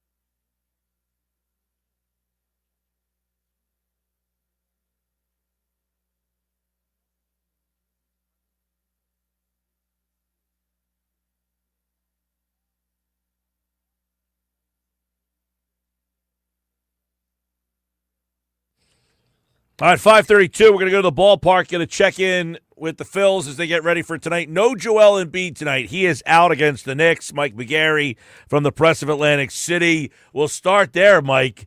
Obviously, the Sixers need this one. They won Game 2 at the Boston Garden without Joel Embiid. When you hear the news of Embiid being out, it's kind of like the Sixers when they heard about Tatum. People were like, I don't even like this. As a Knick guy, what do you think about Embiid being out tonight? Well, first of all, when I heard the news, Mike, my jaw kind of dropped open. I mean, how can he possibly be hurt again? And how do these injuries seemingly don't relate to his previous issues? If it was the knee or something flaring up because of the appendicitis, maybe you can understand it, but these two injuries come from nowhere. As far as the game, look, you just said it. They went on the road in Game 2 in Boston and won it without him. They played that small lineup. They were effective, and maybe they can put that lineup out on the court tonight and kind of do to Karl Anthony Towns what the Knicks did to Joel Embiid in Game 1, and that is take him out on the perimeter and put him in an uncomfortable situation defensively and take advantage of that. Yeah, you wonder, obviously you had an Edgecombe night, you had a Grimes night, you had Maxey much more aggressive when Embiid's not out there. Does that style actually help the Sixers tonight? Yeah, I mean, Mike, I think it could help for a game or two. But I think as far as the overall series, I think that the Sixers need Joel Embiid to play to win the series. Great. They won that Game 2 in Boston, but they didn't.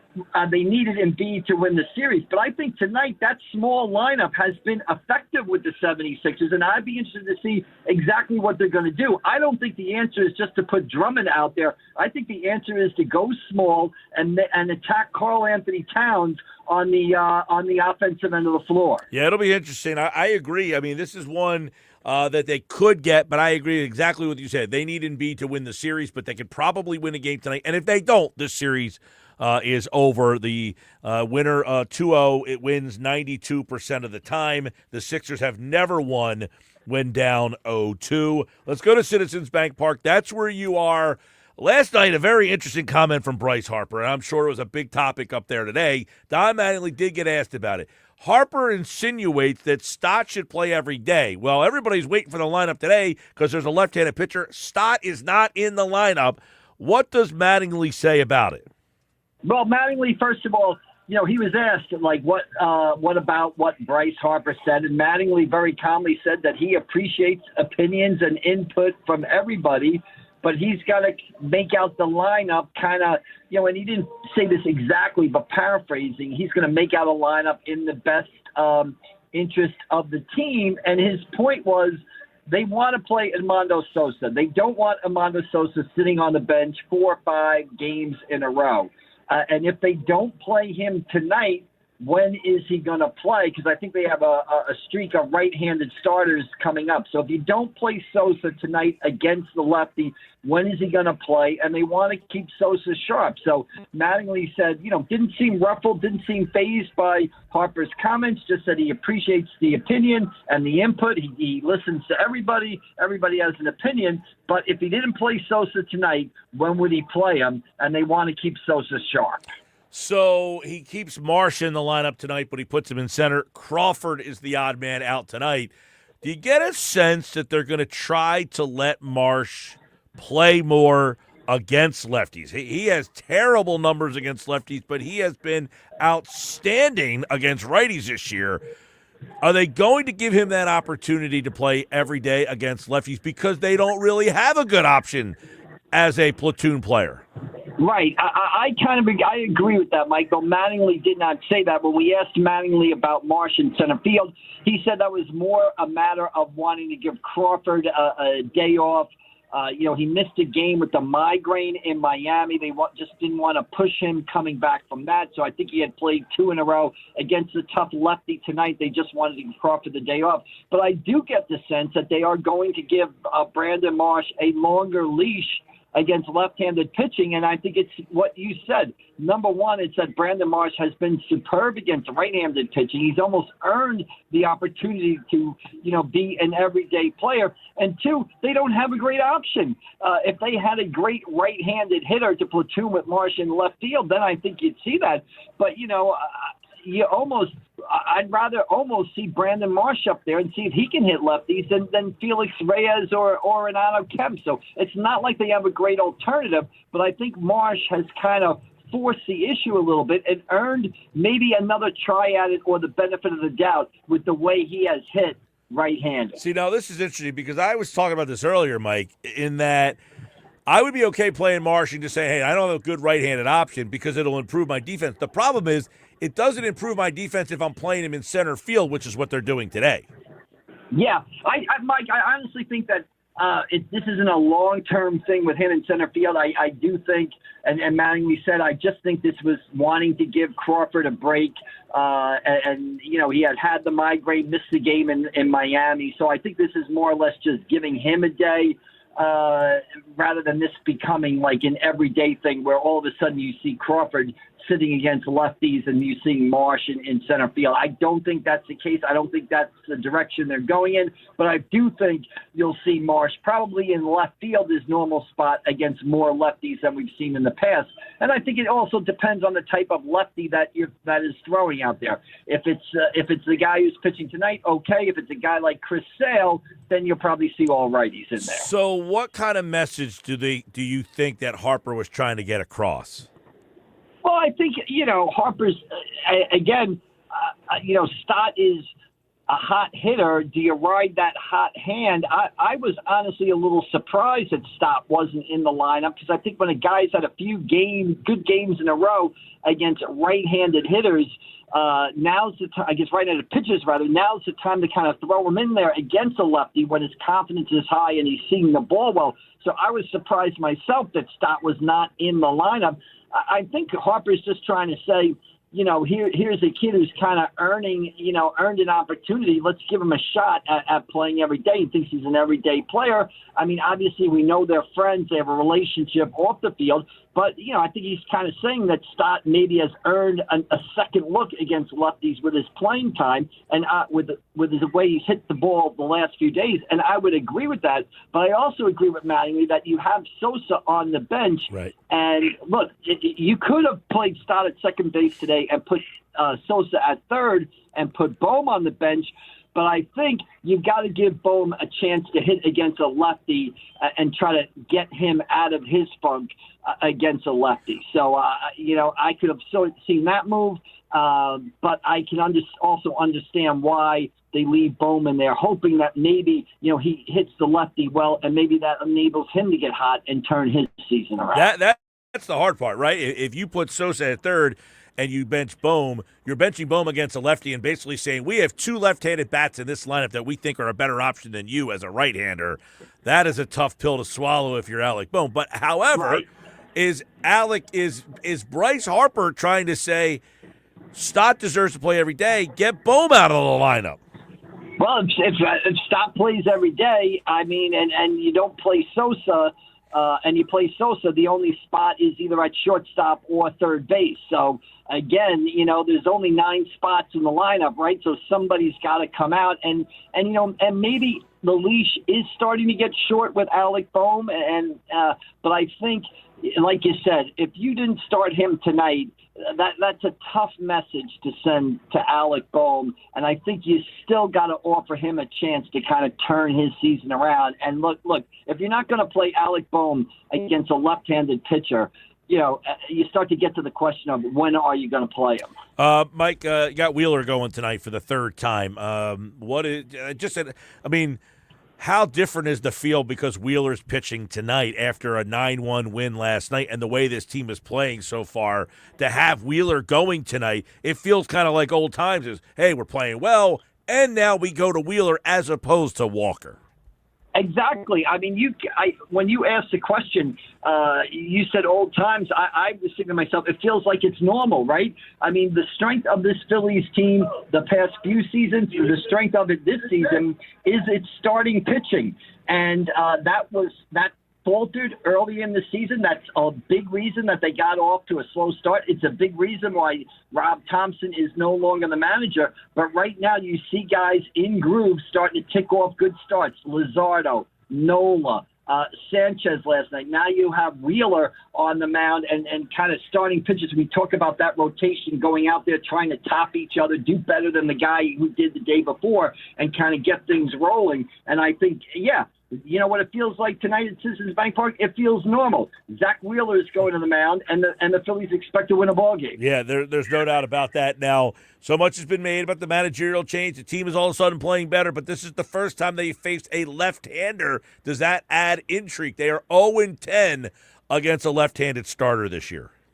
Yeah, Matt, we asked Mattingly about that before the game also, and he kind of thought it was more or less, you know, they had faced a lot of those lefties early in the season when nobody was hitting. He pointed out that they faced, you know, Sale twice. They faced the guy from Chicago twice, both of whom were throwing the ball excellently. So they weren't facing like normal run-of-the-mill lefties. He seemed to think it would be something that would turn around as the season progressed. He didn't read too much into it. He just said, hey, we got off to a slow start. We faced some really talented pitches.